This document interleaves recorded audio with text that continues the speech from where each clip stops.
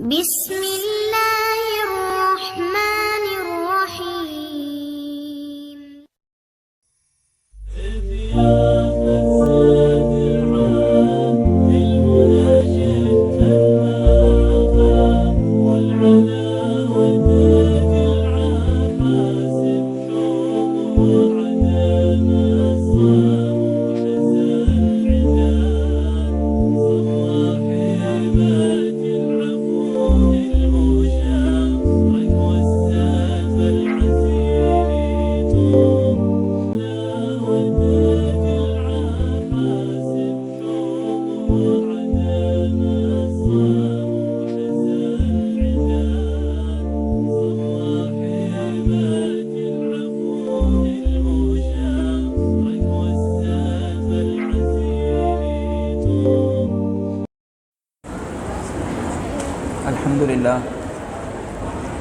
الحمد لله نحمده ونستعينه ونستغفره ونؤمن به ونتوكل عليه ونعوذ بالله من شرور أنفسنا ومن سيئات أعمالنا من يهده الله فلا مضل له ومن يضلل فلا هادي له أشهد أن لا إله إلا الله وحده لا شريك له وأشهد أن سيدنا ونبينا وشفيعنا ومولانا محمد أما بعد فقد قال الله تعالى في محكمه التنزيل والفرقان المجيد بعد أعوذ بالله من الشيطان الرجيم بسم الله الرحمن الرحيم وإنك لعلى خلق عظيم صدق الله العظيم. மதிப்புக்கும் மரியாதைக்கும் உரிய இந்நிகழ்வை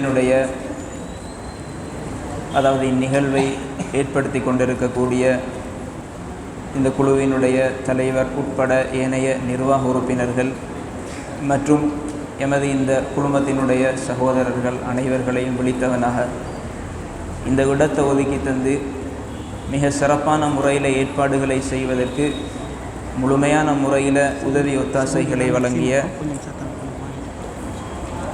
வழங்கிய இந்த பள்ளிவாசலினுடைய நிர்வாக சபை உறுப்பினர்கள் அனைவர்களையும் விழித்தவனாக மற்றும் இருக்கக்கூடிய ஏனைய பெரியார்கள் சகோதரர்கள் அனைவர்களையும் ஒழித்தவனாக அல்லாஹ் சுப்ஹானஹு வ தஆலா எமது இந்த ஒன்றுகூடலை ஏற்று கபூல் செய்து கொள்வானாக.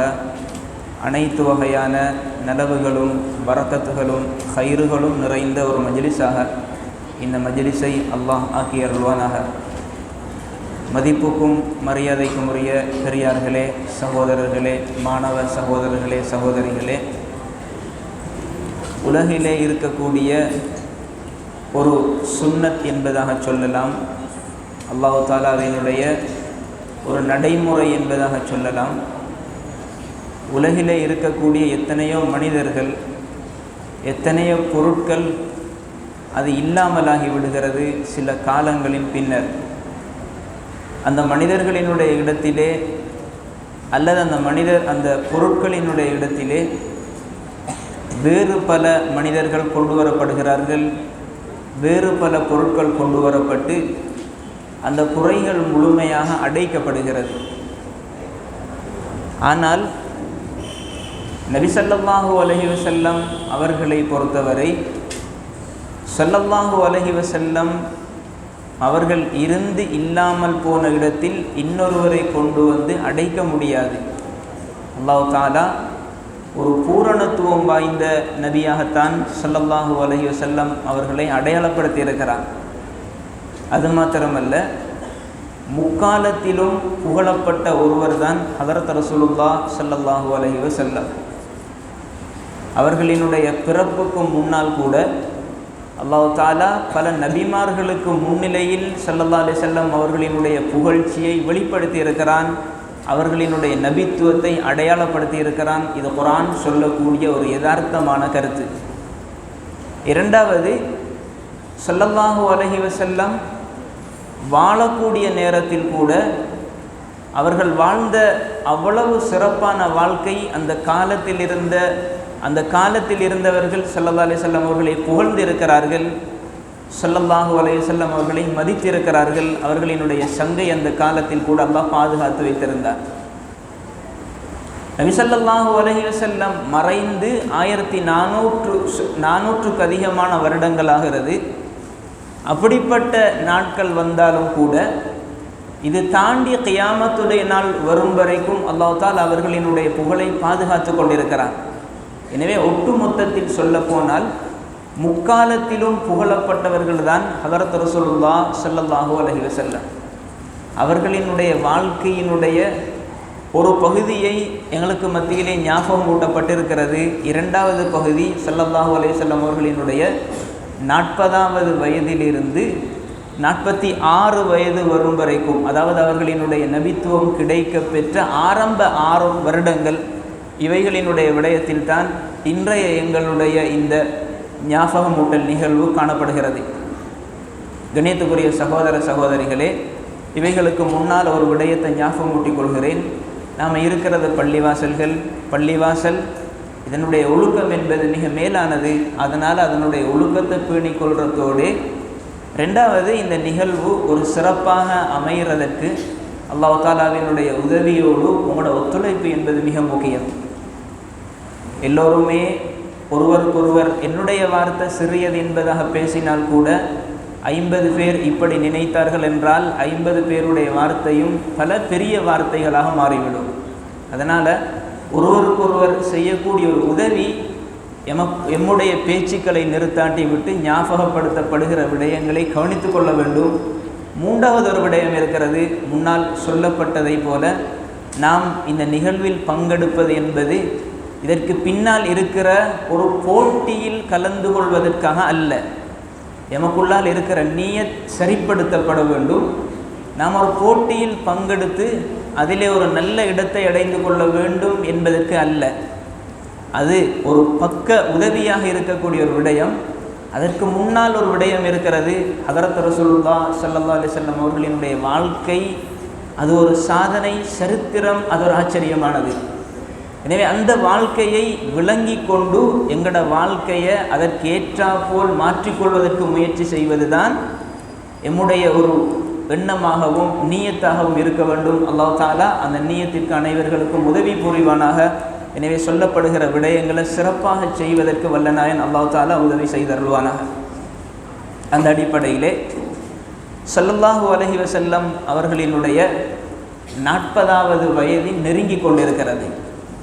அதாவது இன்னும் 3 வருடம் இடைவெளி. ஸல்லல்லாஹு அலைஹி வஸல்லம் அவர்களுக்கு 37வது வயது வந்து கொண்டிருக்கிற சமயத்திலே நபி ஸல்லல்லாஹு அலைஹி வஸல்லம் அவர்களுக்கு பல ஆழமான சிந்தனைகள் ஏற்படுகிறது. அந்த சிந்தனையின் வெளிப்பாடு நபி ஸல்லல்லாஹு அலைஹி வஸல்லம் தனிமையை விரும்புகிறார்கள். தனிமை இருக்கிறதே அது ஒரு ஆச்சரியமானது. ஒரு மனிதன் தன்னை சரிப்படுத்துவதற்காக அல்லாஹ் தஆலா உலகத்தில் ஏற்படுத்தி வைத்திருக்கிற ஒரு முக்கியமான நிலைப்பாடு தான் தனிமை என்பது.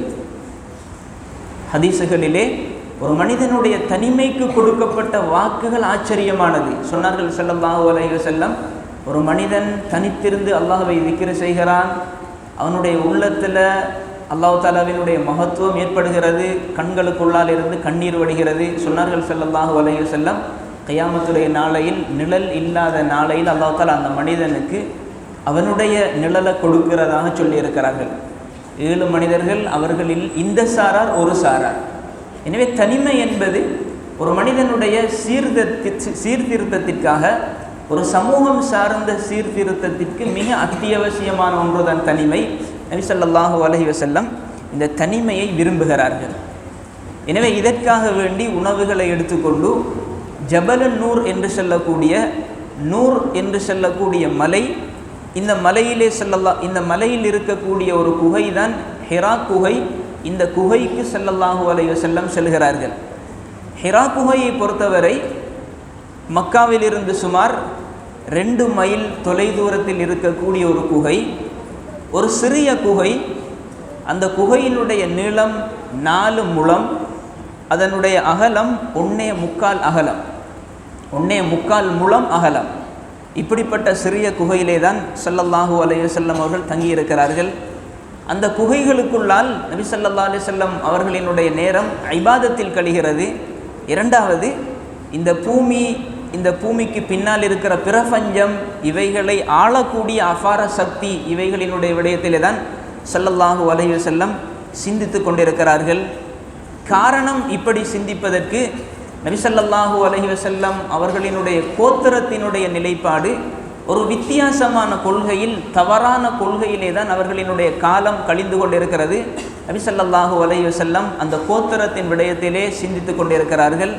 அதே நேரம் அந்த கோத்திரத்தார்களை சரிப்படுத்துவதற்கு ஸல்லல்லாஹு அலைஹி வஸல்லம் அவர்களுக்கு ஒரு சிறந்த முன்னால் அவர்களினுடைய உள்ளம் அமைதியடையக்கூடிய வழியில் ஒரு தெளிவான வழிகாட்டல் கூட இருக்கவில்லை. எனவே தான் நபி ஸல்லல்லாஹு அலைஹி வஸல்லம் தனிமையில் உட்கார்ந்து கொண்டிருக்கிறார்கள். ஸல்லல்லாஹு அலைஹி வஸல்லம் தனிமையை விரும்பினார்கள். உண்மையிலேயே நபி ஸல்லல்லாஹு அலைஹி வஸல்லம் அவர்களினுடைய இந்த தனிமை என்பது அல்லாஹ் தாலாவினுடைய ஏற்பாடு என்பதாகத்தான் சொல்ல வேண்டும். கண்ணியத்திற்குரியவர்களே, அல்லாஹ் தாலா ஒரு பெருமதியான ஒரு பொருளை கொடுப்பதற்காக ஸல்லல்லாஹு அலைஹி வஸல்லம் அவர்களை தயாரிக்கிறார். மிகப்பெரியொரு அமானிதம், அதே நேரம் உலகத்தினுடைய வரலாற்றை மாற்றக்கூடிய ஒரு விடயம், முழு மனித சமுதாயத்தினுடைய நேர்வழி, இவைகளை ஸல்லல்லாஹு அலைஹி வஸல்லம் அவர்களுக்கு அல்லாஹ் சுமத்தாட்டுவதற்காக வேண்டி இதனுடைய வெளிப்பாடாகத்தான் நபி ஸல்லல்லாஹு அலைஹி வஸல்லம் அவர்களுக்கு தனிமையை விரும்ப செய்கிறார். இப்படி 3 வருட காலம் இந்த தனிமையிலே கழிகிறது. 40வது வயது வரக்கூடிய சமயத்திலே எந்த உலகத்தை ஆளக்கூடிய ஒரு அபார சக்தியை பற்றி ஸல்லல்லாஹு அலைஹி வஸல்லம் சிந்தித்து கொண்டிருந்தார்களோ, அந்த அபார சக்தியுடனான ஒரு தொடர்பு ஸல்லல்லாஹு அலைஹி வஸல்லம் அவர்களுக்கு ஏற்பட பார்க்கிறது. நபி ஸல்லல்லாஹு அலைஹி வஸல்லம் அவர்களுக்கு 40 வயது. பொதுவாக 40 வயது என்பது ஒரு மனிதனிடத்திலே பூரணத்துவம் அடைகிற வயது. அதிகமான நபிமார்களுக்கு இந்த 40 வயதிலே தான் நபித்துவம் என்பது வழங்கப்பட்டிருந்தது. நபி ஸல்லல்லாஹு அலைஹி வஸல்லம் அவர்களுக்கு 40 வயது அடைகிற நேரத்தில் அல்லாஹ் தாலா நபித்துவத்தினுடைய சில அடையாளங்களை வெளிப்படுத்துகிறார். அதில் மிகப்பெரிய ஒரு அடையாளம், ஆரம்பமான ஒரு அடையாளம் தான் நபி ஸல்லல்லாஹு அலைஹி வஸல்லம் தூக்கத்திலே நல்ல கனவுகளை காண்கிறார்கள். ஒரு மனிதனுடைய வாழ்க்கையில் நல்ல கனவுகள் காண கிடைப்பது என்பது அது ஒரு பாக்கியம். பொதுவாக கனவுகள் என்று வரக்கூடிய நேரத்தில் சிலர்கள் கவனம் செலுத்துவார்கள், பலர்கள் கனவின் விடயத்தில் கவனம் செலுத்துவது கிடையாது. சஹீஹ் முஸ்லிமினுடைய ரிவாயத் இருக்கிறது. சொன்னார்கள் ஸல்லல்லாஹு அலைஹி வஸல்லம், ஒரு முஃமினுடைய கனவு நபித்துவத்தினுடைய 46இல் ஒரு பகுதி என்பதாக சொன்னார்கள். கியாமத்துடைய நாளையில் அல்லாஹ், அதாவது அந்த கியாமத் நாளினுடைய அடையாளங்கள் நடந்து கொண்டிருக்கிற சமயத்தில் அதாவது முஃமின்களுக்கு பல நெருக்கடியான நிலைமைகள் ஏற்படும். அல்லாஹ் தஆலா அந்த நெருக்கடியான நிலைமைகளிலிருந்து விடுவை ஏற்படுத்துவது முஃமின்களினுடைய கனவுகள் மூலமாக. ஹஜ்ரத் இமாம் இப்னு ஹஜர் அஸ்கலானி ரஹ்மத்துல்லாஹி அலைஹி அவர்கள் ஒரு ஹதீஸுக்கு கீழால் சொல்கிறார்கள், ஒரு மனிதன் நல்ல கனவை காணணுமெண்டா 3 விடயத்தை சொன்னார்கள். இந்த 3 விடயம் செய்வான் என்றிருந்தால், அதாவது நல்ல கனவை காண்பதற்கு ஒரு வழி சொன்னார்கள். இரவினுடைய நேரத்தில் தூங்கச் செல்கிற நேரம் வுது செய்து கொண்டு தூங்க வேண்டும்.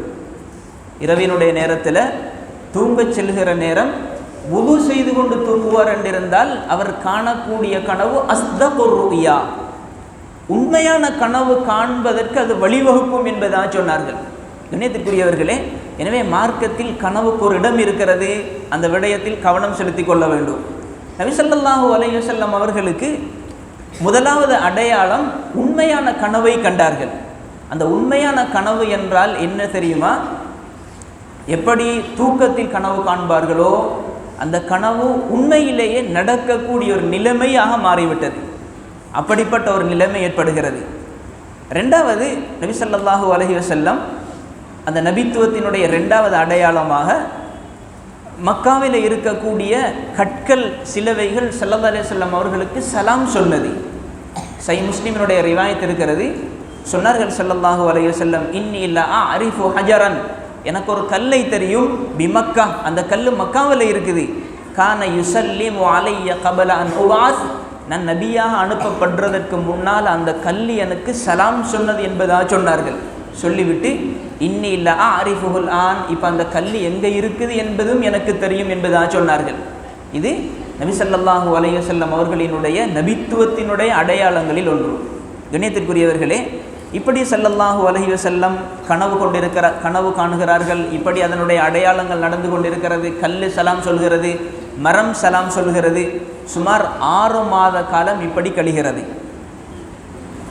6 மாதத்திற்கு பின்னர் உள்ள காலகட்டங்களில், அதாவது நபி ஸல்லல்லாஹு அலைஹி வஸல்லம் தனிமையில் இருந்து 3வது வருடம் ரமலானுடைய மாதத்திலே அல்லாஹ் தஆலா பூமியில் இருக்கக்கூடிய மனிதர்களுக்கு அவனுடைய ரஹ்மத்தை சொரிவதற்கு நாடிவிட்டான். நபி ஸல்லல்லாஹு அலைஹி வஸல்லம் அவர்களுக்கு நுபுவத்தை கொண்டு சங்கைப்படுத்துவதற்கு அல்லாஹ் நாடிவிட்டான். நுபுவத் என்று சொல்லக்கூடிய அரபு வார்த்தையினுடைய தமிழ் கருத்து நபித்துவம்.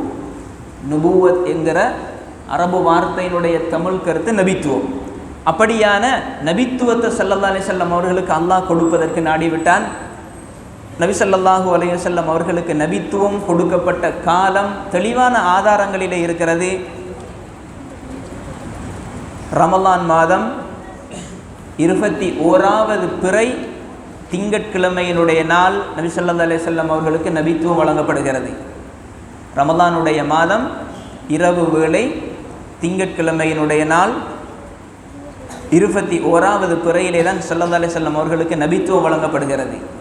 கிறிஸ்துவுக்கு பின் உள்ள கணக்கின் பிரகாரம் 610 கிறிஸ்துவுக்கு பின் 610 ஆகஸ்ட் மாதம் 10ஆம் திகதி தான் ஸல்லல்லாஹு அலைஹி வஸல்லம் அவர்களுக்கு நபித்துவம் கொடுக்கப்பட்டது. அந்த நேரத்திலே நபி ஸல்லல்லாஹு அலைஹி வஸல்லம் அவர்களினுடைய வயது சந்திர கணக்கின் பிரகாரம் 40 வயது 6 மாதம் 12 நாள், சூரிய கணக்கின் பிரகாரம் 39 வயது 3 மாதம் 22 நாட்களாக இருக்கிறது. கண்ணியத்துக்குரியவர்களே, சஹீஹ் புகாரியினுடைய ரிவாயத் ஹதரத் ஆயிஷா ரலியல்லாஹு தஆலா அன்ஹா தெளிவுபடுத்துகிறார்கள். நபி ஸல்லல்லாஹு அலைஹி வஸல்லம் அவர்களினுடைய நபித்துவத்தினுடைய ஆரம்ப கட்டத்தை சொன்னார்கள். நபி ஸல்லல்லாஹு அலைஹி வஸல்லம் அவர்களுக்கு வஹீயினுடைய துவக்கம், நபித்துவத்தினுடைய ஆரம்பம் உண்மையான கனவை காண்பதாக இருந்தது. அந்த கனவு காலை நேரம், அதாவது விடிய நேரத்தினுடைய வெளிச்சத்தை போல் காணப்பட்டது. அந்த அளவுக்கு தெளிவான கனவு, கனவில் காண்பதை போன்று உண்மையில் நடக்கக்கூடிய ஒரு நிலைமை உருவானது. நபி ஸல்லல்லாஹு அலைஹி வஸல்லம் அவர்களுக்கு தனிமையில் இருப்பது விருப்பமானது. ஸல்லல்லாஹு அலைஹி வஸல்லம் ஹிரா குகையை நோக்கி சென்று அங்கு சில வணக்கத்தில் ஈடுபடுகிறார்கள். அந்த வணக்கத்தில் ஈடுபட்டு அவர்களிடத்தில் இருக்கக்கூடிய கட்டிச்சாதனம் உணவு முடிந்ததற்கு பின்னால் தன்னுடைய மனைவி ஹதரத் ஹதீஜா ரலியல்லாஹு தஆலா அவர்களிடத்தில் வருவார்கள். மீண்டும் உணவுகளை எடுத்துக்கொண்டு அந்த இடத்திற்கு செல்வார்கள். மீண்டும் அது முடிந்ததற்கு பின்னர் ஸல்லல்லாஹு அலைஹி வஸல்லம் அவர்கள் மீண்டும் ஹதீஜா ரலியல்லாஹு தஆலா அவர்களிடத்தில் வருவார்கள்.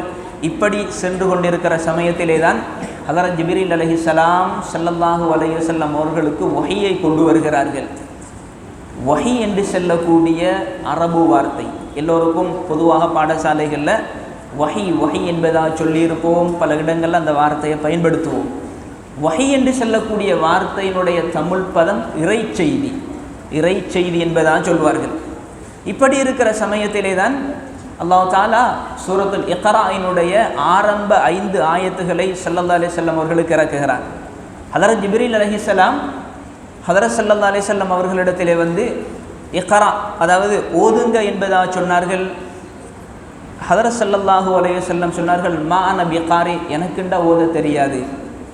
2வது தடவை இதே போல நடக்கிறது, ஓத தெரியாது என்பதாக சொன்னார்கள். அப்பொழுது ஹதரத் ஜிப்ரீல் அலைஹிஸ்ஸலாம் ஸல்லல்லாஹு அலைஹி வஸல்லம் அவர்களை இறுக்கமாக கட்டி அணைக்கிறார்கள். எவ்வளவு தூரம் என்றால், நபி ஸல்லல்லாஹு அலைஹி வஸல்லம் சொல்லி கொடுத்த, ஸல்லல்லாஹு அலைஹி வஸல்லம் சொன்னார்கள், அதனுடைய பாரத்தை தெரிந்து கொள்ள வேண்டும் என்பதற்காக எனக்கு சிரமம் ஏற்படுகிற அளவுக்கு ஹதரத் ஜிப்ரீல் அலைஹிஸ்ஸலாம் இறுக்கமாக பிடித்தார்கள் என்பதாக சொன்னார்கள். அப்படி சொல்லி விட்டு விட்டார்கள். 2வது தடவை இவ்வாறு நடக்கிறது, 3வது தடவை நடக்கிறது. நடந்ததுக்கு பின்னர் தான் ஜிப்ரீல் அலைஹிஸ்ஸலாம் இக்ரா பிஸ்மி ரப்பிக்கல்லதி ஹலக் ஹலகல் இன்சான மின் அலக் இக்ரா வரப்புக்கல் அக்ரம் அல்லதி அல்லம பில் கலம் அல்லமல் இன்சான மாலம் யஅலம் என்று சொல்லக்கூடிய சூரத்துல் இக்ராயினுடைய ஆரம்ப ஆயத்துகளை கற்றுக் கொடுக்கிறார்கள். ஒரு விடயத்தை நாங்கள் எல்லாரும் விளங்கிக் கொள்ளணும். ஒரு மனிதனுடைய வாழ்க்கையில் ஆக இன்றியமையாத 2 சொத்துகள் இருக்குது. ஒரு மனிதனுடைய வாழ்க்கையில் ஆக இன்றியமையாத 2 சொத்துகள் இருக்குது. அந்த 2 சொத்தும் ஒரு மனிதனிடமிருந்து கலட்டப்படும் கொண்டிருந்தால் அல்லது கலட்டுவதாக அவன் முயற்சி செய்தால் அவன் வாழ்க்கையில் நல்ல பகுதிகளை கண்டுகொள்ள முடியாது. அதில் ஒன்று தான் ஒரு மனிதனுக்கு கிடைக்க பெற்ற கல்வி அறிவு. 2வது அந்த மனிதனிடத்தில் காணப்படுகிற குணம் சார்ந்த ஒழுக்க விடயங்கள். இந்த 2 பகுதியும் இருக்குது வாழ்க்கையில் மிக மேலானது. அல்லாஹ் தாலா இந்த இல்மினுடைய பெருமதியை ஊட்டுகிறான் ஆரம்ப வஹீனுடைய ஆரம்ப ஆயத்துகளை கொண்டு. இக்ரா பிஸ்மி ரப்பிக்கல்லதி ஹலக். அதே நேரம் ஒரு மனிதனுடைய கல்வி கற்கிற முறை, அவர் படிப்பதாக இருக்கலாம், ஏனைய விடயங்களாக இருக்கலாம், அது எல்லாமே தொடர்பு பட வேண்டியது ரப்புடன். அல்லாஹ் தாலா அந்த ஆயத்தில் பல நுணுக்கமான கருத்துக்களை சொல்கிறான். இக்ரா ஓதுங்கள் என்பதாக சொல்லிவிட்டு பிஸ்மி ரப்பிக்கல்லதி ஹலக், உங்களை படைத்திருக்கிற அல்லாஹ் தாலாவினுடைய பேரை கொண்டு ஓதுங்க. கண்ணியத்திற்குரிய சகோதர சகோதரிகளே, எமது என்ன வகையான கல்வியாக இருந்தாலும் அந்த கல்வியிலே ஒரு நிலைமை இருக்க வேண்டும். உலகத்துடன் மாத்திரம் அதனுடைய முடிவுகள் இருந்துவிடக்கூடாது. ஒவ்வொரு கல்வியினுடைய நலவுகளும் அல்லாஹ் தாலாவினுடைய பொருத்தத்தை மையப்படுத்தியதாக அமைகிற சமயத்தில் அவர்களினுடைய கல்வியால் ஏராளமான நலவுகள் பூமியிலே பறந்து கொண்டிருக்கும் என்பது ஒரு யதார்த்தமான செய்தி. நபி ஸல்லல்லாஹு அலைஹி வஸல்லம் இந்த 5 ஆயத்துகள் இறங்குகிற சமயத்திலே ஸல்லல்லாஹு அலைஹி வஸல்லம் அவர்களினுடைய உள்ளம் படபடத்தவர்களாக திரும்பி வருகிறார்கள். ஹதரத் ஹதீஜா ரலியல்லாஹு தஆலா அன்ஹா அவர்களிடத்தில் வந்து சொன்னார்கள், ஜம்மிலூனி ஜம்மிலூனி, என்னை போற்றுங்க, என்னை போத்துங்க என்பதாக சொன்னார்கள். ஹதரத் ஹதீஜா ரலியல்லாஹு தஆலா அன்ஹா ஸல்லல்லாஹு அலைஹி வஸல்லம் அவர்களை போத்தி விடுகிறார்கள். நபி ஸல்லல்லாஹு அலைஹி வஸல்லம் அவர்களுக்கு அந்த நடுக்கம் அப்படியே போய்விடுகிறது. சொல்லிவிட்டு சொன்னார்கள், ஹதீஜா ரலியல்லாஹு தஆலா அவர்களை பார்த்து, எனக்கு என்ன நடந்திருக்குது என்பதாக கேட்டுவிட்டு என்ன செய்தியை அவர்களுக்கு ஏற்பட்டதோ அதே செய்தியை ஸல்லல்லாஹு அலைஹி வஸல்லம் முன்வைத்தார்கள் ஹதரத் ஹதீஜாவிடத்திலே. சொல்லிவிட்டு இப்படி சொன்னார்கள், லகத் ஹஷீது அலா நஃப்ஸி, எனக்கு ஏதாவது ஒன்று ஏற்பட்டுடுமோ என்று பயப்படுகிறேன் என்றார்கள். இந்த ஹதீஸுக்கு உலமாக்கள் விளக்கம் எழுகிற நேரத்தில் சொல்கிறார்கள், நபி ஸல்லல்லாஹு அலைஹி வஸல்லம் பயந்தது தனக்கு மௌத்துண்டாகிடுமோ என்று தான் பயந்தார்கள். பல கருத்துக்கள் இருக்கிறது. ஏற்றமான கருத்து, நபி ஸல்லல்லாஹு அலைஹி வஸல்லம் பயந்தது தனக்கு மௌத்துண்டாகிடுமோ என்பதைத்தான் பயந்தார்கள். கண்ணியத்திற்குரியவர்களே, பொதுவாக அல்லாஹ் தாலா உலகத்தில் ஒரு ஏற்பாடை செய்து வைத்திருக்கிறான். உலகத்தில் ஒவ்வொரு மனிதனுடைய கவலையினுடைய நேரத்திலும் அந்த கவலையை போக்குவதற்கு ஒரு சாரார் இருக்கிறார்கள். சில நேரத்தில் குடும்பத்தினுடைய கணவனுடைய உள்ளத்தில் எத்தனையோ நெருக்கடிகள் இருக்கும். அந்த நெருக்கடியை சரி செய்கிற இடம் அவனுடைய மனைவியாகத்தான் இருக்கணும். நபி ஸல்லல்லாஹு அலைஹி வஸல்லம் ஒரு சாதாரண பயத்தோடு வரவில்லை, தனக்கு மௌத்துண்டாகிடுமோ என்கிற பயத்தோடு வந்து தன்னுடைய குடும்பத்துக்குள்ளால் சொல்கிற நேரத்தில் அந்த கணவனுடைய உள்ளத்தில் இருந்த பயத்தை போக்கியது மனைவியினுடைய சில வார்த்தைகள். எனவே குடும்பத்துக்குள்ளால் இருக்கிற உறவிற்குதே அது பலப்படுத்தப்படுவதற்கு ஆக சிறப்பான வழி என்னென்றா, வெறுமனே உடம்புடன் குடும்ப வாழ்க்கை வாழ்வதல்ல, உள்ளம் சார்ந்த ஒவ்வொருவருடைய பக்கத்தையும் அதனுடைய கஷ்ட நஷ்டங்களை விளங்கி வாழ்வதுதான் ஒவ்வொரு குடும்ப வாழ்க்கையினுடைய யதார்த்த நிலை. ஹதரத் ஹதீஜா ரலியல்லாஹு தஆலா அன்ஹா அந்த யதார்த்தத்தை தான் புரியப்படுத்தினார்கள் ஸல்லல்லாஹு அலைஹி வஸல்லம் அவர்களுக்கு.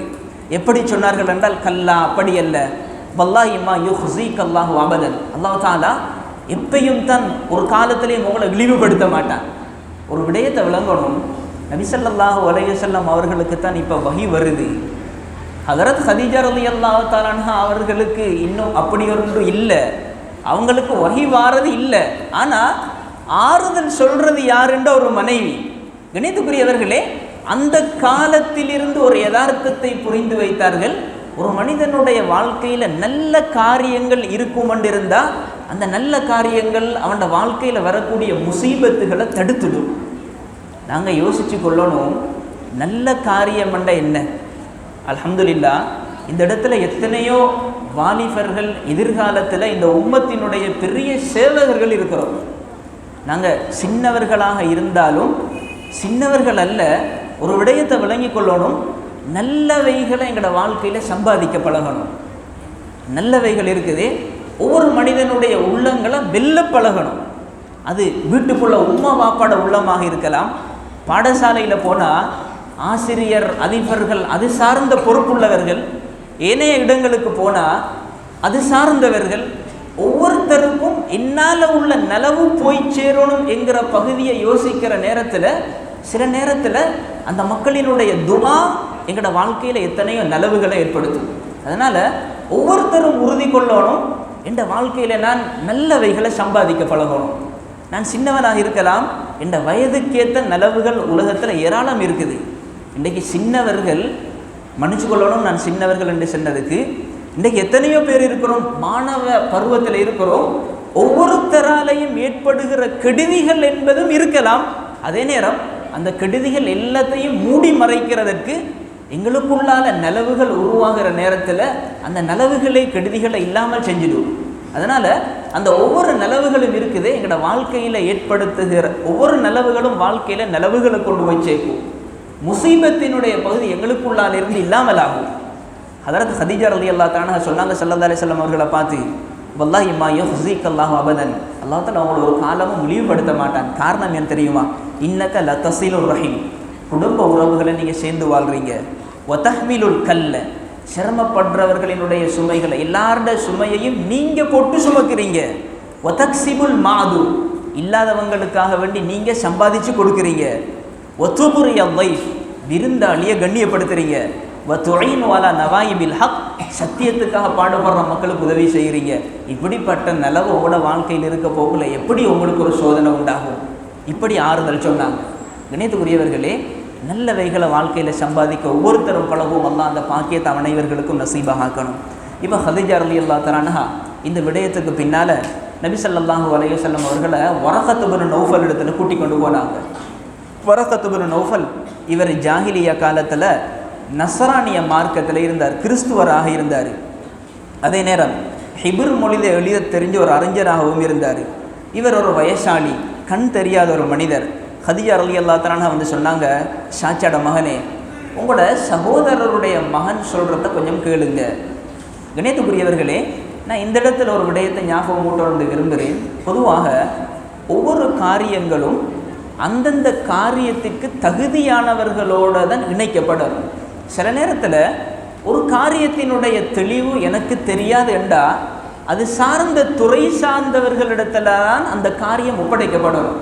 ஒரு மனிதனுக்கு சுகம் வருத்தமாக ஆகிட்டு, நோயாக ஆகிட்டுண்டா அந்த நோய்க்கு நிவாரணம் எடுக்கிறதற்கு தகுதியான வைத்தியர்கள் இருக்கிறாங்க, அவர்களோட தொடர்பு பட்டு தான் அதற்குரிய சிகிச்சையை பார்க்கணும். மார்க்கத்தினுடைய ஒரு ஃபத்வாண்டா அது சார்ந்த துறை சார்ந்தவர்களிடத்துல தான் அதை போய் தேடிக்கொள்ள பார்க்கணும். இதல்லாமல் ஒவ்வொருத்தரும் அவருடைய அறிவுக்குட்பட்ட மாதிரி செயற்படுறது என்பது பொதுவாக உலகத்தினுடைய வழக்கம். அது ஒரு வகையான மடமை. ஹதரத் ஹதீஜா ரலியல்லாஹு தஆலா அந்த யதார்த்தத்தை புரியப்படுத்தினாங்க. தன்னால் இதுக்குரிய வழி செய்கிறதற்கு இயலாது, இதை எடுத்துக்கொண்டு போய்த்து காட்டணும் வரகத் இப்னு நௌஃபல்கிட்ட. அதனால் அந்தந்த காரியத்தோட தொடர்புள்ளவரோட சம்பந்தப்படுத்தினாங்க. வந்து காட்டுறதோட வரகத் இப்னு நௌஃபல் நபி ஸல்லல்லாஹு அலைஹி வஸல்லம் அவர்கள்ட்ட நடந்த விஷயத்தை கேட்டுட்டு சொன்னார், ஹாதன் நாமூஸ் அல்லதி நஸ்ஸலஹு அல்லாஹு அலா மூசா. அதற்கு மூசா அலைஹிஸ்ஸலாம் அவர்களுக்கு அல்லாஹ் இறக்கி வச்ச நாமூஸ், அதாவது ஜிப்ரீல் அலைஹிஸ்ஸலாம் என்பதாக சொல்லிவிட்டு சொன்னார்கள், யா லைத்தனி ஃபீஹா ஜதான், நானண்டா அந்த காலத்தில் ஒரு திடகாத்திரமான வாலிஃபனாக இருக்க போடாவா. அதே நேரம் உங்களோட கூட்டத்தார்கள் உங்களை வெளியாக்குற நேரத்தில் நான் உயிரோடு இருக்க போடாவா என்பதாக நபி ஸல்லல்லாஹு அலைஹி வஸல்லம் அவர்களை பார்த்து சொன்னார். நபி ஸல்லல்லாஹு அலைஹி வஸல்லம் கேட்டாங்க, எந்த கூட்டத்தார்கள் என்ன வெளிப்படுத்துவாங்களா? இவ்வளவு சாதிக்குங்கிறாங்க, இவ்வளவு அமீன் என்பதாக சொல்கிறாங்க, உண்மையாளர் நம்பிக்கையாளர் என்று சொல்லி இவங்க என்ன மக்காவிலிருந்து விரட்டிடுவாங்களா? நபி சொன்னார், வரகத் இப்னு நௌஃபல், நீங்கள் கொண்டு வந்ததை போல யார் கொண்டு வந்தாலும் அப்படிப்பட்டவங்க இவர்களினுடைய பகைகளுக்குள்ளால் ஆக்கப்பட்டவர்கள், அதனால் உங்களையும் விரட்டிடுவாங்க என்பதாக சொல்லிவிட்டு சொன்னார் வரகத் இப்னு நௌஃபல், அந்த காலம் வந்து அந்த காலம் வரக்கூடிய நேரத்தில் நான் இருந்தால் என்னால் ஏழுமான வரைக்கும் பலமான உதவி உங்களுக்கு செய்வேன் என்பதாக சொன்னார். ஆனால் நீண்ட காலம் வரகத் இப்னு நௌஃபல் இருக்கல்ல, அவர் வஃபாத் ஆகிட்டார். கண்ணியத்துக்குரியவர்களே, இதோட நபி ஸல்லல்லாஹு அலைஹி வஸல்லம் அவர்களினுடைய வஹியினுடைய முதல் தொடக்கம், நபி ஸல்லல்லாஹு அலைஹி வஸல்லம் அவர்களுக்கு வஹி அப்படியே நின்று விட்டது. இந்த காலத்துக்கு சொல்லுவாங்க ஃபத்ரத்துல் வஹி நிறுத்தாட்டப்பட்ட ஒரு காலம். ஸல்லல்லாஹு அலைஹி வஸல்லம் அவர்களுக்கு சரியான கவலை, வஹி நின்றுட்டு திடுக்கம் உண்டாகுது. நபி ஸல்லல்லாஹு அலைஹி வஸல்லம் இந்த காலத்தில் தன்னை எத்தனையோ இடங்களில் இந்த காலத்தில் தனக்குத்தான் பல சிரமங்களை ஏற்படுத்தக்கூடியவர்களாக மாறிட்டாங்க. ஜிப்ரீல் அலைஹிஸ்ஸலாம் அப்படியான ஒவ்வொரு சந்தர்ப்பத்திலையும் வந்து சொல்லுவாங்களாம், யா முஹம்மத் இன்னக ரசூலுல்லாஹி ஹக்கன், முஹம்மதே உண்மையில் நீங்கள் அல்லாஹ்வுடைய ரசூல் என்பதாக சொல்லி ஹதரத் ஸல்லல்லாஹு அலைஹி வஸல்லம் அவர்கள் ஆறுதல் படுத்தக்கூடியவர்களாக இருந்தாங்க. இப்படியே காலம் போகுது.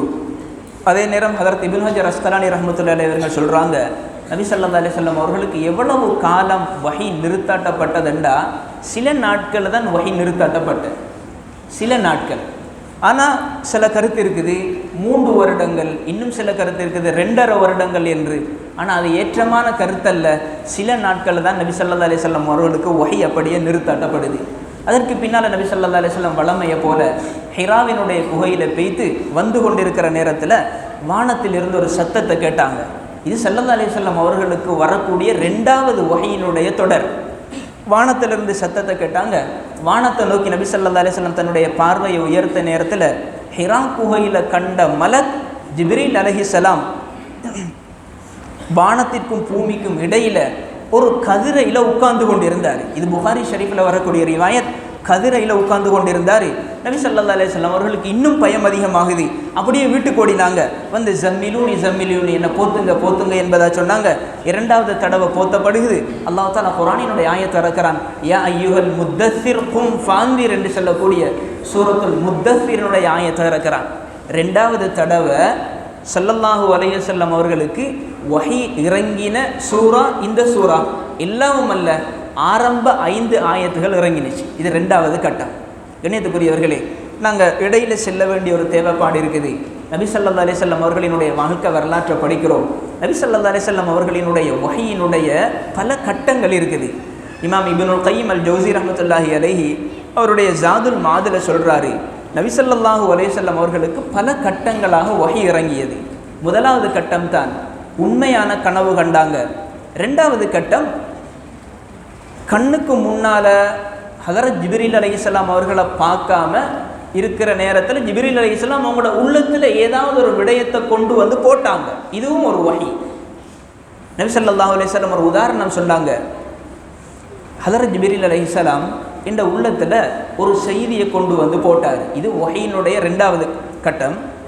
இதில் சொல்லப்படுற செய்தி மிக முக்கியமானது. சொன்னாங்க அந்த கட்டத்தில் லன் தமூத நஃப்ஸுன் ஹத்தா தஸ்தக்மில ரிஸ்கஹா, எந்த ஒரு ஆத்மாவாக இருந்தாலும் அதனுடைய ரிஸ்க் பூரணமாகாமல் இந்த உலகத்திலிருந்து வஃபாத் ஆகாது.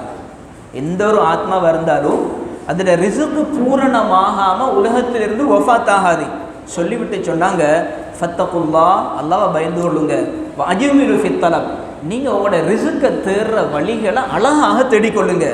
வலா யஹ்மிலன்னக்கும் இஸ்திபதாஉ ரிஸ்கி அலா அன் தத்லுபு பிமாசியத்தில்லாஹ், ரிஸ்க் தாமதமாகுது என்பதனால அல்லாஹ்வுக்கு மாற்றம் செய்து ரிஸ்க்கை தேடி பெய்திடாதீங்க சொல்லிட்டு சொன்னாங்க. ஏனண்டா அல்லாஹ்விடத்தில் இருக்கக்கூடியது தான் ரிஸ்க். இது கிடைக்கிறது எப்படி தெரியுமா? அல்லாஹ்வுக்கு வழிபடுவதன் மூலமாகத்தான் நலவுகள் கிடைக்கும் என்பதாக சொன்னார்கள். நாங்கள் இந்த செய்தியில் மிக முக்கியமாக விளங்கிக் கொள்ளணும். ஒரு மனிதனால் பாவங்கள் உருவாகிற நேரத்தில் ரிஸ்கினுடைய தடைகள் உருவாகிடும். எல்லாரும் விளங்கிக் கொள்ள வேண்டிய ஒரு விஷயம்தான், பாவங்கள் எங்களால் ஏற்படக்கூடிய நேரத்தில் ரிஸ்க் என்பது தடைப்பட்டுடும். ரிஸ்க் என்றா நாங்கள் நினைக்கிற வெறுமனே சாப்பாடு மட்டும் தான் என்று, அப்படி அல்ல. ரிஸ்க் என்பது அல்லாஹ்வுடைய புறத்திலிருந்து ஒரு மனிதனுக்கு கொடுக்கப்படுகிற கல்வி அறிவும் ஒரு ரிஸ்க் தான். அதனால் எங்கட கல்வி அறிவுக்கு நாங்கள் மண்ணள்ளி போடுற ஒரு சந்தர்ப்பம் தான் எங்களால் நடக்கிற பாவங்கள். அல்லாஹ் தஆலா அப்படியான முசீபத்திலிருந்து பாதுகாக்கணும். மூணாவது ஒரு விடயம் இருக்குது. ஒரு மலக் மனிதனுடைய ஹதரத் ஜிப்ரீல் அலைஹிஸ்ஸலாம் ஸல்லல்லாஹு அலைஹி வஸல்லம் அவர்கள்ட்ட மனித தோற்றத்தில் வருவாங்க. அதிகமாக வாரது நபி ஸல்லல்லாஹு அலைஹி வஸல்லம் அவர்களினுடைய சஹாபாக்கள்ல திஹியத்துல் கல்பி ரலியல்லாஹு தஆலா அன்ஹு இருந்தாங்க. அவங்களோட தோற்றத்தில் தான் அடிக்கடி ஸல்லல்லாஹு அலைஹி வஸல்லம் அவர்கள்ட்ட வரக்கூடிய வளமை இருந்துச்சு. 4வது தான் ஜிப்ரீல் அலைஹிஸ்ஸலாம், அதாவது மணி ஓசையினுடைய சத்தத்தில் ஸல்லல்லாஹு அலைஹி வஸல்லம் அவர்கள்ட்ட வருவாங்க. வஹீயினுடைய படித்தரங்களில் நபி ஸல்லல்லாஹு அலைஹி வஸல்லம் அவர்களுக்கு மிக பாரமாக இருந்தது இதுதான். மணியோசையினுடைய தோற்றத்தில் ஜிப்ரீல் அலைஹிஸ்ஸலாம் வருவது நிறைய ஆதாரங்கள் இருக்குது. ஒரு சந்தர்ப்பத்தில் நபி ஸல்லல்லாஹு அலைஹி வஸல்லம் அவர்களுக்கு சொன்னாங்க, ஹதரத் ஆயிஷா ரலியல்லாஹு தஆலா அன்ஹா, இப்படி வஹி வரக்கூடிய நேரத்தில் நபி ஸல்லல்லாஹு அலைஹி வஸல்லம் அவர்களுடைய நெற்றியை பார்த்தேன். கடுமையான குளிரான நேரம், ஆனால் நெற்றியிலிருந்து வியர்வை வந்து கொண்டு இருக்குது. கடும் குளிர் நேரத்தில் வியர்வை வரணும், அது பெரிய ஒரு பாரமாக தான் இருக்கணும். அப்படித்தான் அந்த வஹியினுடைய பாரம் இருந்தது என்பதாக சொன்னாங்க. 5வது இருக்குது, நபி ஸல்லல்லாஹு அலைஹி வஸல்லம் அவர்கள்ட்ட ஜிப்ரீல் அலைஹிஸ்ஸலாம் படைக்கப்பட்ட உண்மையான தோற்றத்தில் வருவார்கள். இந்த தோற்றம் 2 தடவை தான் ஜிப்ரீல் அலைஹிஸ்ஸலாம் அவர்கள் படைக்கப்பட்ட உண்மையான தோற்றத்தில் நபி ஸல்லல்லாஹு அலைஹி வஸல்லம் ஜிப்ரீல் அலைஹிஸ்ஸலாம் அவர்களை கண்டார்கள். இது எந்த சூறாவில் சொல்லப்படுகிறதுண்டா? சூரத்து நஜ்மில் சொல்லப்படுகிற ஒரு செய்தி. அதே போல் 6வது விடயம், அல்லாஹ் தஆலா வானங்களுக்கு மேலால் இருந்து ஸல்லல்லாஹு அலைஹி வஸல்லம் அவர்களுக்கு வஹி அறிவிக்கிறான். இது லைலத்துல் மிஅராஜ், மிஅராஜினுடைய இரவில் நடைபெற்றது. 7வது ஒரு செய்தி தான், அல்லாஹ் தஆலா நேரடியாக நபி ஸல்லல்லாஹு அலைஹி வஸல்லம் அவர்களோட பேசுவான். எப்படி மூசா அலைஹிஸ்ஸலாம் அவர்களோட பேசினானோ அதே போல் நபி ஸல்லல்லாஹு அலைஹி வஸல்லம் அவங்களோட கூடயும் அல்லாஹ் தஆலா நேரடியாக பேசுவான். இப்படி ஸல்லல்லாஹு அலைஹி வஸல்லம் அவர்களினுடைய இந்த வஹீனுடைய தொடர்கள் காணப்படுகிறது. கண்ணியத்துக்குரியவர்களே, அல்லாஹ் தஆலா நபி ஸல்லல்லாஹு அலைஹி வஸல்லம் அவர்களுக்கு 2வது கட்டத்தில் சொல்கிறான். 2வது வஹீனுடைய கட்டத்தில் யா அய்யுஹல் முத்தஸிர் கும் ஃபஅன்திர், எழும்புங்க, எச்சரிக்கை செய்யுங்க என்பதாக அல்லாஹ் தஆலா அந்த வசனத்தில் சொல்லி கொண்டிருக்கிறான். இதில் இன்னொரு விடயமும் இருக்குது. நபி ஸல்லல்லாஹு அலைஹி வஸல்லம் அவர்களினுடைய பிரச்சாரம் எப்படி நபி ஸல்லல்லாஹு அலைஹி வஸல்லம் இந்த உம்மத்தில் அவங்களோட அழைப்பு பணியை மேற்கொண்டாங்க என்று பார்க்குற நேரத்தில் நாங்கள் 2 கட்டமாக சொல்லலாம். மக்காவினுடைய காலப்பகுதி, மதீனாவினுடைய காலப்பகுதி. மக்காவினுடைய காலப்பகுதியில் சுமார் 13 வருட காலம் ஸல்லல்லாஹு அலைஹி வஸல்லம் இந்த தாவா பிரச்சாரத்தை மேற்கொள்கிறார்கள். மதீனாவினுடைய காலப்பகுதியில் பூரணமாகவே 10 வருடங்கள் ஸல்லல்லாஹு அலைஹி வஸல்லம் அவர்கள் மேற்கொண்டார்கள். மக்காவினுடைய காலத்தை பொறுத்தளவில் 3 கட்டங்களாக பிரிக்கலாம். முதல் கட்டம் ரகசியமான முறையில் பிரச்சாரம் மேற்கொண்டது. ரகசியமான முறையில் பிரச்சாரம் மேற்கொண்டது 3 வருடம். ஹதரத் அர்கம் ரலியல்லாஹு தஆலா அன்ஹு அவர்களினுடைய வீட்டில் தான் அந்த பிரச்சார பணி மேற்கொள்ளப்பட்டது. 2வது, மக்காவில் ஸல்லல்லாஹு அலைஹி வஸல்லம் பகிரங்கமான முறையில் பிரச்சாரத்தில் ஈடுபட்டாங்க. இது நபித்துவம் 4வது வருடத்தில் இருந்து, அதாவது 10வது நபித்துவம் 10வது வருடம், அதாவது ஸல்லல்லாஹு அலைஹி வஸல்லம் அவர்களினுடைய 50வது வயது வரைக்கும். 3வது கட்டம் மக்காவில் இருந்து கொண்டு மக்காவுக்கு வெளியில் ஸல்லல்லாஹு அலைஹி வஸல்லம் அவர்களினுடைய பிரச்சாரம் இருந்தது. இது நபி ஸல்லல்லாஹு அலைஹி வஸல்லம் அவர்களினுடைய 50வது வயதில் இருந்து 53 மதீனாவுக்கு ஹிஜ்ரத் போகிற வருடம் வரைக்கும், அதாவது 3 வருட காலம். இப்படி தான் ஸல்லல்லாஹு அலைஹி வஸல்லம் அவர்களினுடைய அழைப்பு பணி. இதனுடைய தொடரில் பார்த்தோம் என்று இருந்தால் நபி ஸல்லல்லாஹு அலைஹி வஸல்லம் அவர்களுக்கு யா அய்யுஹல் முத்தஸிர் என்கிற இந்த ஆயத் இறங்குற நேரத்தில் நபி ஸல்லல்லாஹு அலைஹி வஸல்லம் அவர்களுக்கு அல்லாஹ் உத்தரவிடுகிறான், நபியை எழும்புங்க, போர்த்தி கொண்டிருக்கிறதற்கு நேரம் இல்லை. யா அய்யுஹல் முத்தஸிர், போர்த்தி கொண்டிருக்கிறவரே, கும் ஃபஅன்திர், எழும்புங்க, எச்சரிக்கை செய்யுங்க. நபித்துவம் என்று சொல்லக்கூடிய பெரிய பொறுப்பு உங்கள்கிட்ட வந்திருக்குது. இதற்கு பின்னால் நீங்கள் போர்த்தி கொண்டிருக்கிறதற்கு உங்களுக்கு நேரம் இல்லை. அல்லாஹ் தஆலா நபியை பார்த்து எச்சரிக்கை செய்யுங்க என்பதான் சொல்கிறான். நபி ஸல்லல்லாஹு அலைஹி வஸல்லம் எடுத்த தோடை பெய்த்து மக்காவில் விரும்பின மாதிரி தன்னுடைய பிரச்சார பணியை மேற்கொள்றது கேளாது. ஏனெண்டா எத்தனை மணிக்கு 2 நிமிஷம் விரும்பின மாதிரி அந்த பிரச்சார பணியை மேற்கொள்றதை கேளாது நபி ஸல்லல்லாஹு அலைஹி வஸல்லம்.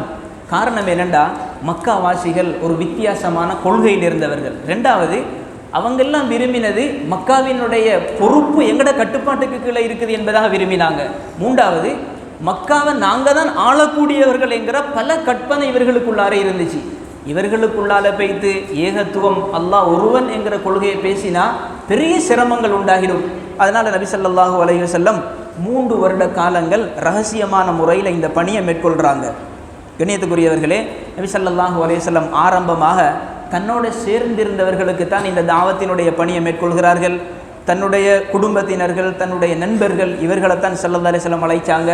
அதே போல் யாரில் நலவு இருக்குது என்பதாக அடையாளம் கண்டு கொண்டாங்களோ அப்படிப்பட்டவர்களை தான் ஸல்லல்லாஹு அலைஹி வஸல்லம் தன்னுடைய ஏகத்துவ பணிக்கு அழைச்சாங்க. அழைக்கிற நேரத்தில் யாரெல்லாம் நபி ஸல்லல்லாஹு அலைஹி வஸல்லம் அவர்களை பற்றி கடுகளவேனும் சந்தேகம் கொள்ளலையோ அப்படியானவங்க ஸல்லல்லாஹு அலைஹி வஸல்லம் அவர்களினுடைய பிரச்சாரத்தினுடைய முதல் நாளை இஸ்லாத்தை ஏற்றுக்கொண்டாங்க.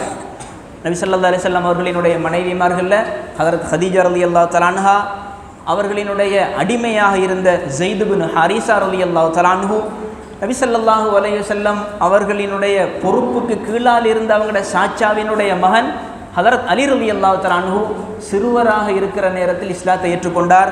ஸைத் இப்னு ஹாரிஸா ரலியல்லாஹு தஆலா அன்ஹு அடிமையாக இருக்கிற நேரத்தில் இஸ்லாத்தை ஏற்றுக்கொண்டார். நபி ஸல்லல்லாஹு அலைஹி வஸல்லம் அவர்களினுடைய உற்ற தோழனாக இருந்த ஹதரத் அபூபக்கர் ரலியல்லாஹு தஆலா அன்ஹு இஸ்லாத்தை ஏற்றுக்கொள்கிறார்கள். அதற்கு பின்னால் ஹதரத் அபூபக்கர் ரலியல்லாஹு தஆலா அன்ஹு இந்த பணியில் அவர்களும் இணைந்து கொண்டார்கள். இணைந்து கொண்ட நேரம் ஹதரத் அபூபக்கர் ரலியல்லாஹு தஆலா அன்ஹு அவர்களிடத்தில் சில நல்ல பண்புகள் இருந்துச்சு. ஒரு மனிதனுடைய தாவத் பிரச்சாரம் அது உலகத்தில் மேலோங்கணுமெண்டா அந்த மனிதனிடத்தில் காணப்படக்கூடிய நலவுகளினூடாக கொண்டு போய் சேர்க்கலாம். பொதுவாக சொல்லுவாங்க, இஸ்லாம் என்பது வாழால் அதாவது வளர்ந்த மார்க்கம் என்பதாக. யதார்த்தம் அப்படி அல்ல. இஸ்லாத்துக்குள்ளால் இருக்கிற குணங்கள் தான் இஸ்லாத்தை எவ்வளவு தூரம் வளர செய்தது.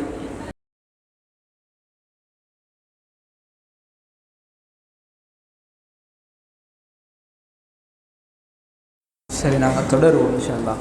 ஹதரத் அபூபக்கர் ரலியல்லாஹு தஆலா அன்ஹு இஸ்லாத்தின் பக்கம் பிரச்சாரம் செய்ய தொடங்குகிறார்கள். ஹதரத் அபூபக்கர் ரலியல்லாஹு தஆலா அன்ஹு அவர்களினுடைய இந்த பிரச்சாரத்தில் 5 மிக முக்கியமான சஹாபாக்கள் இஸ்லாத்துக்குள்ள நுழைந்தார்கள். ஹதரத் உஸ்மான் ரலியல்லாஹு தஆலா அன்ஹு, ஜுபைர் இப்னு அல்-அவ்வாம், அப்துர் ரஹ்மான் இப்னு அவுஃப், சஅத் இப்னு அபி வக்காஸ், தல்ஹத் இப்னு உபைதில்லா, இப்படியான அப்துர் ரஹ்மான் இப்னு அவுஃப், இப்படியான மொத்தம் 5 சஹாபாக்கள் இஸ்லாத்துக்குள்ளால் நுழைகிறார்கள். கணியத்துக்குரியவர்களே, அதே நேரம் இன்னும் பல சஹாபாக்களும் நுழைந்தார்கள். நபி ஸல்லல்லாஹு அலைஹி வஸல்லம் அவர்களினுடைய இந்த தாவத்தில், அதாவது ரகசியமான முறையில் நடைபெற்ற இந்த பிரச்சார பணியில் ஒரு கருத்து இருக்குது. கிட்டத்தட்ட 130 சஹாபாக்கள் இஸ்லாத்துக்குள்ளால் நுழைந்தார்கள். அதே நேரம் அந்த காலப்பகுதியில் தொழுகை என்பதும் நடந்திருக்குது. இப்னு ஹஜர் அஸ்கலானி ரஹ்மத்துல்லாஹி அலைஹி அவங்க புகாரி ஷரீஃபினுடைய மிக முக்கியமான ஒரு அதாவது விரிவுரையாளர் சொன்னாங்க, இஸ்ராவுக்கு முன்னால் நபி ஸல்லல்லாஹு அலைஹி வஸல்லம் அவர்களும் அவர்களினுடைய தோழர்களும் தொழுதிருக்கிறார்கள். ஆனால் இந்த 5 நேர தொழுகைகளுக்கு முன்னால் தொழுகையில் ஏதாவது தொழுகை கடமையாக்கப்பட்டதா இல்லையா என்பது தெரியாது என்பதாக சொன்னார்கள். அதே நேரம் இமாம் இப்னு ஹிஷாம் ரஹ்மத்துல்லாஹி அலைஹி அவங்க இன்னொரு விடயத்தையும் சொல்கிறார்கள். இப்னு ஹிஷாம் ரஹ்மத்துல்லாஹி அலைஹி மிக முக்கியமான ஒரு வரலாற்றாசிரியர். சொன்னார், நபி ஸல்லல்லாஹு அலைஹி வஸல்லம் அவர்களும் நபி ஸல்லல்லாஹு அலைஹி வஸல்லம் அவர்களினுடைய தோழர்களும் தொழுகையினுடைய நேரம் வந்தால் ஒரு கணவாய்க்கு பெய்து மறைமுகமாக தொழுது கொள்ளுவாங்க. ஒரு தடவை அபூ தாலிப் இதை கண்டுட்டார். கண்ட நேரத்தில் அவரை நபி ஸல்லல்லாஹு அலைஹி வஸல்லம் அவர்களையும் கண்டார், ஹஜ்ரத் அலி ரலியல்லாஹு அன்ஹு அவர்களையும் கண்டார். 2 பேரும் தொழுது கொண்டாங்க. இப்போ 2 பேரையும் அழைத்து கேட்டார், என்ன செய்தீங்க? அதற்கு பின்னால் இவர் புரிஞ்சு கொண்டார், இவங்க செய்தது நல்ல காரியம் என்பதாக விளங்கி 2 பேர்கிட்டையும் சொன்னார், உங்களோட விடயத்தில் நீங்கள் உறுதியாக இருந்து கொள்ளுங்க என்பதாக சொன்னார். இப்படி வரலாற்றை பார்க்குற நேரத்தில் தொழுகை என்பது இருந்திருக்குதான்டா, இஸ்ராவுக்கு முன்னால் மியராஜுக்கு முன்னால் தொழுகை என்பது இருந்திருக்குது என்கிறது தான் வரலாற்று ஆசிரியர்களினுடைய நிலைப்பாடு. அதே நேரம் நபி ஸல்லல்லாஹு அலைஹி வஸல்லம் இப்படி அவர்களினுடைய இந்த தாவத்தினுடைய அதாவது இந்த ஏகத்துவ பிரச்சாரத்தை 3 வருடம் ரகசியமான முறையில் அதாவது தனித்தனி மனிதர்களை சந்தித்து 3 வருட காலம் ஹதரத் தாருல் அதாவது அர்கம் ரலியல்லாஹு தஆலா அவர்களினுடைய வீட்டுக்குள்ளால் வைத்து இந்த பிரச்சார பணியை மேற்கொள்கிறார்கள். அதற்கு பின்னால் அல்லாஹ் தஆலா குர்ஆனினுடைய ஒரு வசனத்தை இறக்கி அவர்களினுடைய பிரச்சாரத்தினுடைய கட்டத்தை கொஞ்சம் பெரிசாக ஆக்கினார். சொன்னான், வான்திர் அஷீரத்தக்கல் அக்ரபீன், உங்களோட நெருக்கமாக இருக்கிற குடும்பத்தார்களை எச்சரிக்கை செய்யுங்க என்பதாக அல்லாஹ் தஆலா வசனத்தை இறக்கினார். இப்போ நபி ஸல்லல்லாஹு அலைஹி வஸல்லம் இந்த வசனம் இறக்கப்பட்டதுக்கு பின்னால் பனு ஹாஷிம் கோத்திரத்தினர்கள், பனு முத்தலிப், இந்த 2 பேரும் நபி ஸல்லல்லாஹு அலைஹி வஸல்லம் அவங்களோட கூட மிச்சம் நெருக்கமாக இருந்த 2 கோத்திரத்தினர்கள். 2 பேரையும் அழைச்சாங்க. கிட்டத்தட்ட 45 மனிதர்கள் 2 கோத்திரத்தில் இருந்து வந்தாங்க. அதற்கு பின்னால் நபி ஸல்லல்லாஹு அலைஹி வஸல்லம் இவங்களோட கூட பேச ஆரம்பிக்கிற நேரத்தில் அபூ லஹப் வேகமாக வந்தார். இவன் வந்து சில வார்த்தைகளை பேசினான். நபி ஸல்லல்லாஹு அலைஹி வஸல்லம் அவர்களுக்கு அந்த இடத்துல பேசுறதற்கு இடம் இல்லை. நபி ஸல்லல்லாஹு அலைஹி வஸல்லம் அதை அப்படியே விட்டுட்டாங்க. 2வது கட்டம் ஸல்லல்லாஹு அலைஹி வஸல்லம் மீண்டும் அழைச்சாங்க. அழைச்சிட்டு ஒரு ஸலவாத் ஓதினாங்க. அல்ஹம்துலில்லாஹி அஹ்மதுஹு வஸ்தஈனுஹு வ உமினு பிஹி வ தவக்கலு அலைஹி வ அஷ்ஹது அன் லா இலாஹா இல்லல்லாஹு வஹ்தஹு லா ஷரீக லஹ். அதற்கு பின்னால் நபி ஸல்லல்லாஹு அலைஹி வஸல்லம் அவங்க மேற்கொள்கிற இந்த பொறுப்பு எப்படியானது என்பதை விவரமாக சொன்னாங்க. ஒரு வார்த்தைக்குள்ளாலேயே அந்த பொறுப்பு என்பது முழுமையாக முடக்கப்பட்டதாக இருந்தது. சொன்னாங்க ஸல்லல்லாஹு அலைஹி வஸல்லம், நான் எப்படி என்றா ஒரு படை யுத்தம் செய்யக்கூடிய ஒரு படையில் அந்த படைக்குள்ளால் இருந்த ஒரு மனிதர் யுத்தம் நடைபெறக்கூடிய இடத்திற்கு சென்று எந்த இடத்துல இந்த படை தங்குறது, இவர்களினுடைய தண்ணீரினுடைய ஏற்பாடு எந்த இடத்துல இருக்குது, இப்படியான விடயங்களை கண்காணித்து கொண்டு வரக்கூடிய ஒரு மனிதர் பொய் சொல்வாரா? பொய் சொல்ல மாட்டார். இதை போல தான் நானும் உங்களுக்கு என்பதாக ஸல்லல்லாஹு அலைஹி வஸல்லம் சொல்லிட்டு பல விடயங்களை சொன்னாங்க. அவர்களினுடைய விடயத்திற்கு பின்னால் அவர்களினுடைய விடயத்திற்கு உதவியாளராக நபி ஸல்லல்லாஹு அலைஹி வஸல்லம் அவர்களினுடைய அதாவது சாச்சாவாக இருக்கிற அபூ தாலிப் அவர் அந்த விடயத்திற்கு உதவியாக ஆகினார். அவர் சொன்ன வார்த்தை நபி ஸல்லல்லாஹு அலைஹி வஸல்லம் அவர்களை இன்னும் உற்சாகப்படுத்தி விட்டது. சொன்னார், ஃபவல்லாஹி இல்லா அஸாலு அஹூதுக வ அம்னவுக. இதுக்கு பிறகு நீங்கள் கவலைப்பட தேவையில்லை, இதுக்கு பின்னால் உங்களை நாங்கள் முழுமையாக சூழ்ந்து கொள்கிறேன், உங்களை நான் எப்பயும் பாதுகாக்கிறேன் சொல்லிவிட்டு சொன்னார். ஆனால் அப்துல் முத்தலிபினுடைய மார்க்கத்தை நான் விட்டுவிட மாட்டேன் என்பதாக இந்த அபூ தாலிப் சொல்லிட்டார். கண்ணியத்துக்குரியவர்களே, அதற்கு பின்னால் நபி ஸல்லல்லாஹு அலைஹி வஸல்லம் அபூ தாலிப் தனக்கு உதவியாக இருக்கிறாரே என்பதை மையப்படுத்தி நபி ஸல்லல்லாஹு அலைஹி வஸல்லம் தன்னுடைய பிரச்சார பணியை கொஞ்சம் வேகமாக கொண்டு போகிறதற்கு முடிவு செஞ்சாங்க. இப்போ ஒரு தடவை சஃபா மலையில் ஏறினாங்க. சஃபா மலையில் ஏறி யா சபாஹா என்பதாக சொன்னாங்க. சபாஹான்னு சொன்னால் அதாவது ஒரு படை தங்களை தாக்குறதற்காக வந்து கொண்டிருக்குது என்று சொல்லி ஒரு ஊரில் உள்ளவங்களுக்கு முன்னறிவிப்பு செய்யக்கூடிய ஒரு வார்த்தை தான் இந்த வார்த்தை. அப்போ அந்த ஊரில் இருக்கக்கூடியவங்க அந்த முன்னறிவிப்பை வச்சு தன்னை தயாராக்கி கொள்வாங்க. இதுபோல தான் நபி ஸல்லல்லாஹு அலைஹி வஸல்லம் வந்து சொன்னாங்க, யா சபாஹா என்பதாக சொல்லிவிட்டு இந்த வார்த்தையை சொன்னதோடு யா சபாஹா என்பதாக சொல்லி அந்த குறைஷி கோத்திரத்தில் இருந்த முக்கியமான கோத்திரங்கள் எல்லாத்தையும் ஸல்லல்லாஹு அலைஹி வஸல்லம் அழைச்சாங்க. யா பனி ஃபிஹ்ர், யா பனி அதி என்பதாக சொல்லி அழைத்த நேரத்தில் எல்லாரும் ஒன்று சேர்ந்தார்கள். அந்த அழைப்பு எவ்வளவு வேகமாக இருந்ததுண்டா, ஒரு கோத்திரத்திலிருந்து ஒருவருக்கு வர முடியல என்றிருக்கிற இடத்துல அவர் தான் சார்பாக இன்னொரு மனிதனை அனுப்பி வச்சிருந்தார். இப்படியான முறையில் தான் நபி ஸல்லல்லாஹு அலைஹி வஸல்லம் அவர்களினுடைய இந்த ஆரம்ப நிலை இருந்துச்சு. அதற்கு பின்னால் நபி ஸல்லல்லாஹு அலைஹி வஸல்லம் எல்லாரையும் பார்த்து சொன்னாங்க, ஒரு குதிரைப்படை இந்த பள்ளத்தாக்கில் உங்களை தாக்குறதற்கு தயாராக இருக்குது, நான் இந்த வார்த்தையை சொன்னால் நீங்கள்லாம் நம்புவீங்களா? எல்லாரும் சொன்னாங்க, நாம் மா ஜர்ரபன் ஆலைக்க இல்லா சிதுகன், நீங்கள்டா உண்மை சொல்கிறாள் தானே, நீங்கள் ஒரு காலமும் பொய் சொல்கிறது எங்களுக்கு அனுபவத்தில் இல்லை என்பதாக சொன்னாங்க. அதற்கு பின்னால் நபி ஸல்லல்லாஹு அலைஹி வஸல்லம் சொன்னாங்க, நான் உங்களுக்கு முன்னால் வர இருக்கிற கடினமான வேதனையை எச்சரிக்கை செய்கிறேன் என்பதாக சொன்ன நேரம் நபி ஸல்லல்லாஹு அலைஹி வஸல்லம் அவர்களினுடைய தாவத்திற்கு எப்பயும் தடையாக இருந்தவன் தான் அபூ லஹப். இவன் எழுப்பி சொன்னான், தப்பன் லக சாயிரல் யௌம், இந்த நாள் புள்ள நீ நாசம் தான் என்று நபி ஸல்லல்லாஹு அலைஹி வஸல்லம் அவர்களை பார்த்து சொல்லிட்டான். கண்ணியத்துக்குரியவர்களே, அல்லாஹ் தஆலா இந்த வார்த்தைக்காக இறக்கின ஒரு சூறா தான் தப்பத் யதா அபி லஹபி ஒதப் என்பதாக இறக்கின சூறா. இந்த சூறாவில் அபூ லஹப் அவனுடைய மனைவியாக இருக்கிற உம்மு ஜமீல் இந்த ரெண்டு பேர் விடயத்திலையும் அல்லாஹ் தஆலா சஃபித்து ஒரு சூறாவை இறக்கினான். இந்த சூறாவுக்கு பேர் சொல்வார்கள் சூரத்துல் லஹப் என்பதாக அல்லது சூரத்துல் மசத் என்பதாக பேர் சொல்வார்கள். இதுக்கு பின்னால் இன்னும் பல விடயங்களும் நடக்குது. நபி ஸல்லல்லாஹு அலைஹி வஸல்லம் அவ்வளோ பெரிய கோத்திரத்தார்களை பார்த்து, சை முஸ்லிமினுடைய வரக்கூடிய ரிவாயத், நபி ஸல்லல்லாஹு அலைஹி வஸல்லம் எல்லாரையும் பார்த்து சொன்னாங்க, அன்கிது அன்ஃபுஸகும் மினன் நார், நீங்கள் எல்லாரும் நரகத்திலிருந்து உங்களையே பாதுகாத்து கொள்ளுங்க. அதே போல் பனு காபை பார்த்துன்னு சொன்னாங்க, தண்ட மகள் ஃபாத்திமாவை பார்த்துன்னு சொன்னாங்க, அன்கிதி நஃப்ஸகி மினன் நார், உங்களையும் நீங்கள் நரகத்திலிருந்து பாதுகாத்து கொள்ளுங்க. சொல்லிட்டு சொன்னாங்க, ஃபைன்னி வல்லாஹி லா அம்லிகு லக்கும் மினல்லாஹி ஷைஅன், அல்லாஹ்வை விட்டும் நான் உங்களுக்கு இந்த பலனையும் தாரது கேளாது. பாப்பா நபி தானே என்கிறதுனால எனக்கு லாபம் அப்படி ஒன்று இல்லை. நபி ஸல்லல்லாஹு அலைஹி வஸல்லம் சொல்லிட்டு சொன்னாங்க, இன்னலக்கும் ரஹிமன் சஅபுல்லுஹா பி பலாலிஹா, எனக்கும் உங்களுக்கும் குடும்ப உறவுங்கிற ஒன்று இருக்குது, நான் அதனுடைய கடமைப்பாடுகளை செய்வேன், ஆனால் எனக்குண்டு அவங்கள பாதுகாக்கிறது கேளாது. ஒவ்வொருத்தரும் தான் தன்னுடைய நரகத்திலிருந்து பாதுகாத்து கொள்ளணுங்கிற விடயத்தை ஸல்லல்லாஹு அலைஹி வஸல்லம் அவர்கள் தெளிவுபடுத்தினார்கள். இன்ஷா அல்லாஹ் இதற்கு பின்னால் இருக்கிற விடயங்களை நாங்கள் இஷா தொழுகைக்கு பின்னால் தொடர்ச்சியாக இன்ஷா அல்லாஹ் இந்த பகுதி நடைபெறும்.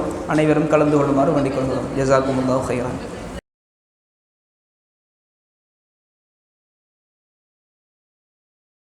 தொடங்குவோம் இன்ஷா அல்லாஹ்.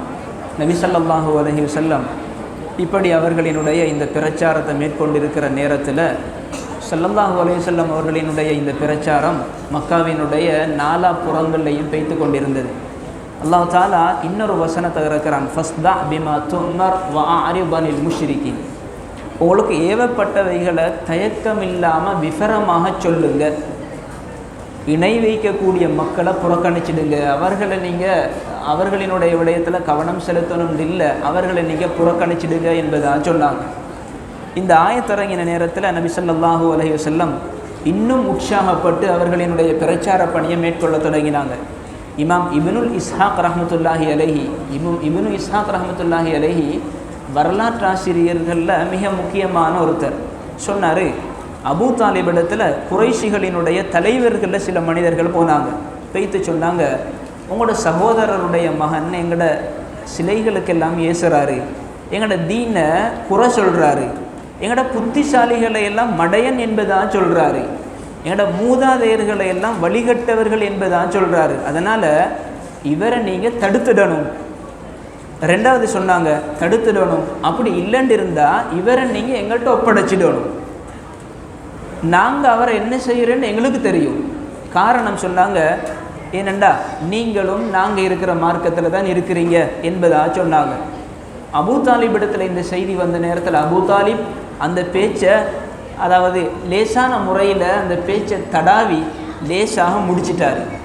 கண்ணியத்துக்குரியவர்களே, இப்படி குறைஷிகளுக்கு பெரியோர் தலையிடியாக இருக்குது நபி ஸல்லல்லாஹு அலைஹி வஸல்லம் அவர்களினுடைய பிரச்சாரம்.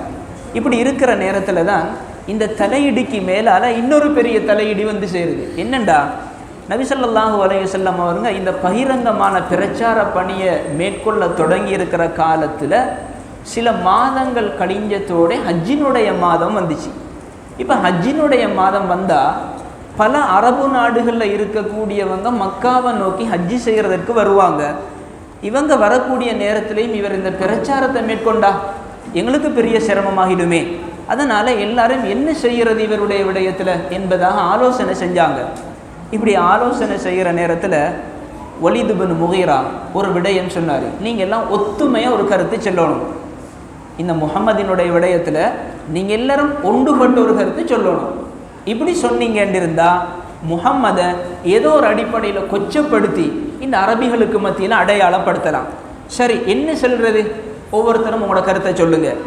ஒரு சிலர்கள் சொன்னாங்க, முஹம்மதை ஒரு ஜோதிடம் பார்க்குற, அதாவது ஒரு சாஸ்திரக்காரன் என்பதாக சொல்லுவோமே. வலீத் இப்னு முகீரா சொன்னார், அவருடைய பேச்சிலேன்னு சொன்னால் அப்படி சாஸ்திரத்தினுடைய ஒரு உளறலும் இல்லை, அதனால் அவரை காஹின் என்று சொல்கிறது கேளாது, சாஸ்திரக்காரன் என்று சொல்கிறது கேளாது. வேற சொல்லுங்க. சிலர்கள் சொன்னாங்க, இவரை பைத்தியகாரன் என்று சொல்லுவோமே. சொன்னார், நாங்கள்டா பைத்தியகாரனை பார்த்திருக்கிறோம், அவங்கள்ட அடையாளமும் எங்களுக்கு தெரியும், முஹம்மது என்று சொன்னால் அப்படி பைத்தியகாரன் என்று சொல்கிறதுக்கும் மேலாது. சரி, வேற சொல்லுங்களேன். சொன்னாங்க, ஷாயிர், இவர் ஒரு புலவர் கவிஞர் என்று சொல்லுவோமே. சொன்னார் வலீத் இப்னு முகீரா, நாங்கள் கவிஞர்களை பார்த்துருக்கிறோம், அவங்க கற்ற கவிதைகளையும் பார்த்துருக்கிறோம். முஹம்மதோட பேச்சு என்றா அது ஒரு கவிஞர்கள் பேச்சுற பேச்சல்ல.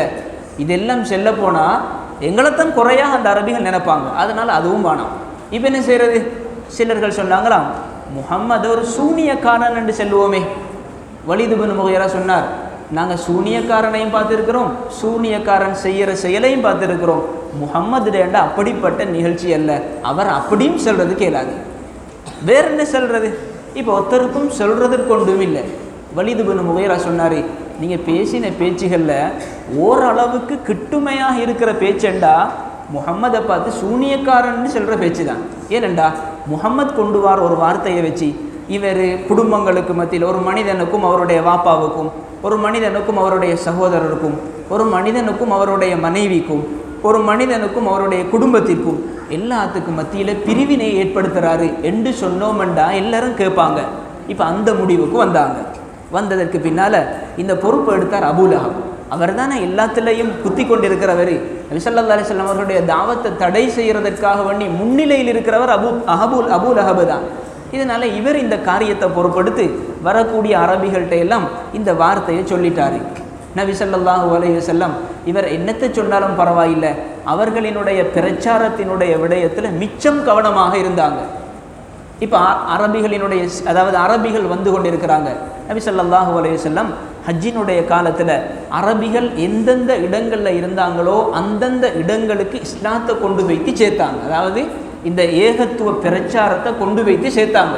இவங்கெல்லாம் பேசிக்கொண்டிருக்காங்க தான் குறைஷிகள், அவங்களோட பேச்சை பொருட்படுத்தல சொல்லிக்கொண்டே இருந்தாங்க. அதே நேரம் மக்காவில் 3 பிரபல்யமான சந்தைகள் இருந்தது.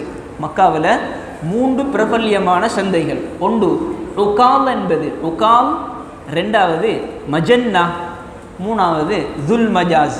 இந்த 3மே மக்காவில் இருந்து பிரதானமான சந்தைகள்.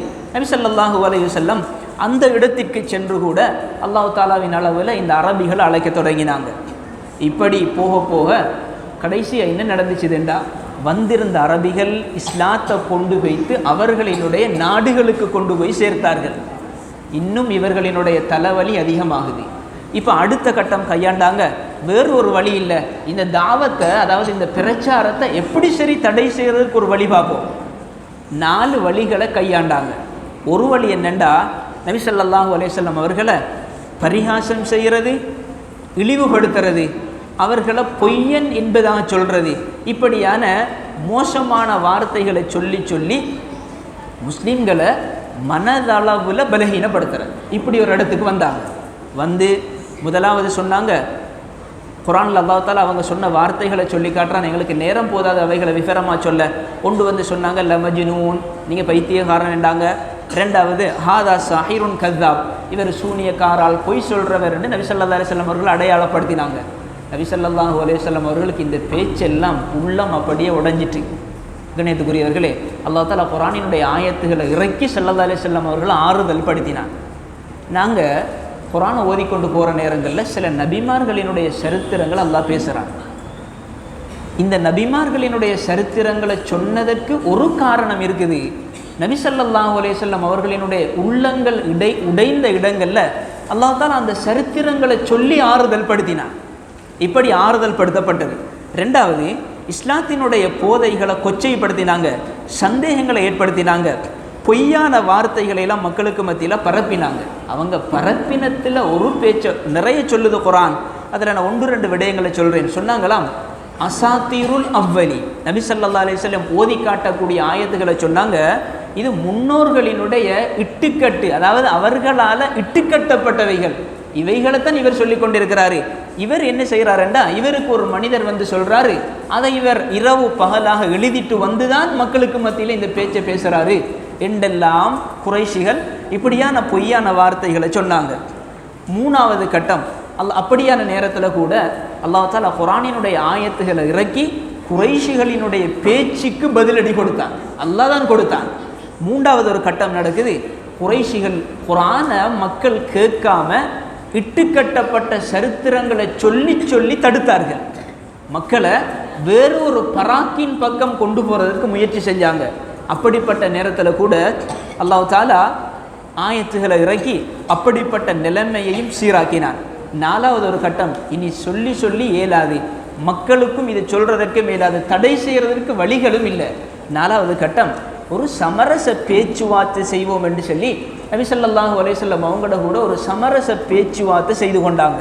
அந்த பேச்சுவார்த்தை எப்படி என்றா, ஒரு வருஷத்துக்கு உங்களோட கடவுளை நாங்கள் வழங்குற, இன்னொரு வருஷத்துக்கு எங்கட கடவுளை நீங்கள் வழங்குற, இப்படி ஒரு இடத்துக்கு வந்தாங்க. அல்லாஹ் தஆலா குர்ஆனினுடைய ஆயத்தை இறக்குறான், குல் யா அய்யுஹல் காஃபிரூன், நபியே, அதாவது யா அய்யுஹல் காஃபிரூன், ஏ நிராகரிப்பாளர்களை என்பதாக சொல்லி அந்த வசனத்தை இறக்கிட்டு கடைசியாக சொல்கிறான், லக்கும் தீனுக்கும் வலிய தீன், உங்களுக்கு உங்களோட மார்க்கம், எங்களுக்கு எங்கட மார்க்கம், நபி இப்படி சொல்லுங்க என்று அல்லாஹ் தஆலா நபி ஸல்லல்லாஹு அலைஹி வஸல்லம் அவர்களுக்கு சொன்னான்.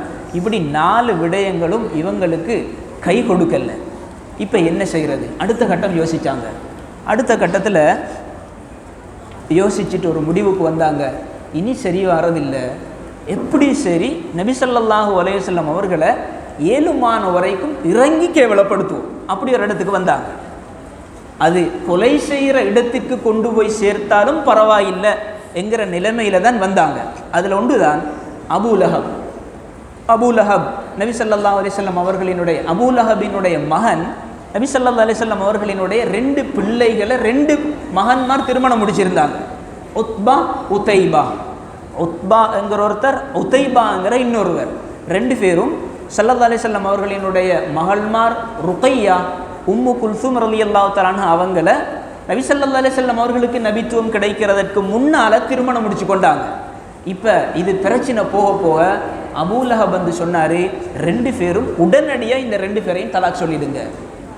இதே மாதிரி 2 பேரும் தலாக் கொடுக்குறாங்க. நபி ஸல்லல்லாஹு அலைஹி வஸல்லம் பிள்ளைகளால் ஸல்லல்லாஹு அலைஹி வஸல்லம் வருத்தத்தை உணர்ந்தாங்க. இதே போல தான் நபி ஸல்லல்லாஹு அலைஹி வஸல்லம் அவர்களினுடைய 2வது மகன் இருந்தார், அப்துல்லா. ஹதீஜா ரலியல்லாஹு தஆலா அவர்கள் மூலமாக கிடைச்சக்குள்ள இவர் வஃபாத்தாகிற நேரத்தில் இப்போ மக்காவில் ஒரு பேச்சு பரவுது, சார அபுதர், முஹம்மத் சந்ததியற்றவராக ஆகிட்டார் என்று அல்லாஹ் தஆலா குர்ஆனினுடைய ஆயத்தை இறக்கி அந்த பேச்சையும் அப்படி இல்லாமல் செஞ்சிட்டான். இதே போல அபூலஹபினுடைய மனைவி இருந்த உம்மு ஜமீல், இவ அபூ சுஃபியானுடைய சகோதரி. இந்த உம்மு ஜமீல் எப்படி கணவன் முயற்சி செஞ்சோ நபி ஸல்லல்லாஹு அலைஹி வஸல்லம் அவர்களினுடைய விடயத்தில், அதுபோல இந்த உம்மு ஜமீலும் ஏழுமான வரைக்கும் ஸல்லல்லாஹு அலைஹி வஸல்லம் அவர்களினுடைய பிரச்சாரத்தை தடை செய்வதற்கு முயற்சி செஞ்சார். எப்படி எந்த அளவுக்கு முயற்சி என்றால், முள்ளுகளை கொண்டு வந்து நபி ஸல்லல்லாஹு அலைஹி வஸல்லம் நடந்து போகிற பாதைகளை வச்சிடுவா. ஸல்லல்லாஹு அலைஹி வஸல்லம் அவர்களினுடைய வீட்டினுடைய கதவுக்கு பக்கத்தில் வச்சிடுவா. இரவுடைய நேரங்களில் நபி ஸல்லல்லாஹு அலைஹி வஸல்லம் நடந்து போகக்கூடிய நேரத்தில் இவைகள் குத்தக்கூடியதாக இருந்துச்சு. இப்படி வருத்தப்பட்டாங்க. இன்னொரு பகுதி, உம்மு ஜமீல் நபி ஸல்லல்லாஹு அலைஹி வஸல்லம் அவர்களை ஏசிக்கொண்டிருப்பா. இப்படி எல்லாம் பல விடயங்களை செய்த நேரத்தில் தான் அல்லாஹ் தஆலா சூரத்துல் லஹப் அல்லது சூரத்துல் மஸத் என்கிற சூறாவை இறக்கி கணவன் மனைவி ரெண்டு பேர்களினுடைய விடயத்திலையும் கடுமையான எச்சரிக்கையை செய்தான். கியாமத் வரைக்கும் ஓதப்படுகிற நேரத்தில் அது எச்சரிக்கையாக இருக்கும். வம்ரஅத்துஹு ஹம்மாலத்தல் ஹதப், அல்லாஹ் சொன்னான், விறகு சுமக்கிற இவனுடைய மனைவியும் நரகத்தில் நுழைவாள் என்பதாக சொன்னான். இப்படி அந்த ஆயத்து இறங்கின நேரத்தில் உம்மு ஜமீலுக்கு பெரிய ஒரு கவலை உண்டாகிட்டு. இப்போ உம்மு ஜமீல் இந்த ஆயத்து இறங்கினத்தோடு நபி ஸல்லல்லாஹு அலைஹி வஸல்லம் காபாவில் மஸ்ஜிதில் உட்கார்ந்து கொண்டிருக்கிறாங்க.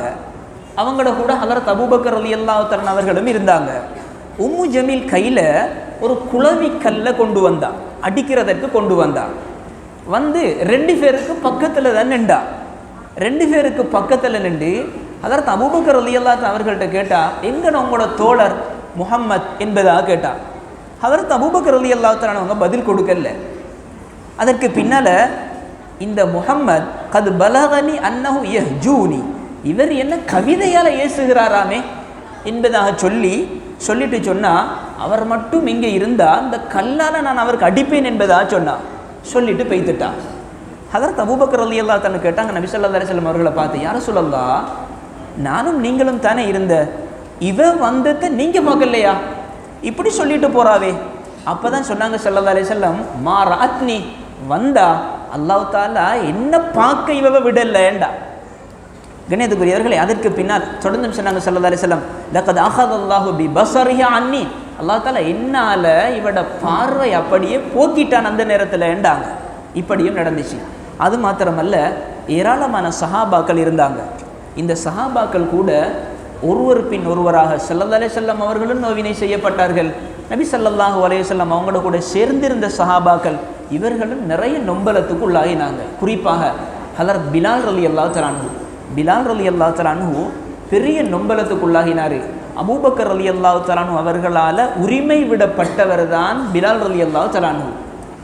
இன்னும் சில ரிவாயத்துகள் இருக்குது, ஹஜ்ரத் பிலால் ரலியல்லாஹு தஆலா அன்ஹு அவங்கள ஒரு நொம்பன, அதாவது குறைஷிகளில் ஒரு மனிதர் நொம்பலம் செஞ்சு கொண்டிருக்கிற நேரத்தில் அவர்களுக்கு செய்யப்பட்ட நொம்பலம் ஆச்சரியம்.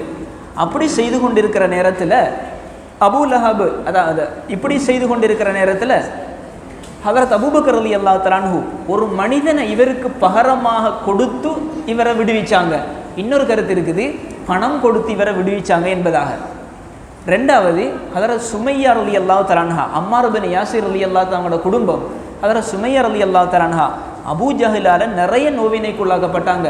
இப்படியும் ஒரு கருத்து இருக்குது, அவர்களினுடைய மருமஸ்தான பகுதியில் ஈட்டியால் குத்தப்பட்டு வஃபாத்தாகினாங்க. இஸ்லாத்துக்காக வேண்டி முதலாவது உயிர் தியாகம் செய்த பெண் ஹஜ்ரத் சுமையா ரலியல்லாஹு தஆலா அன்ஹா.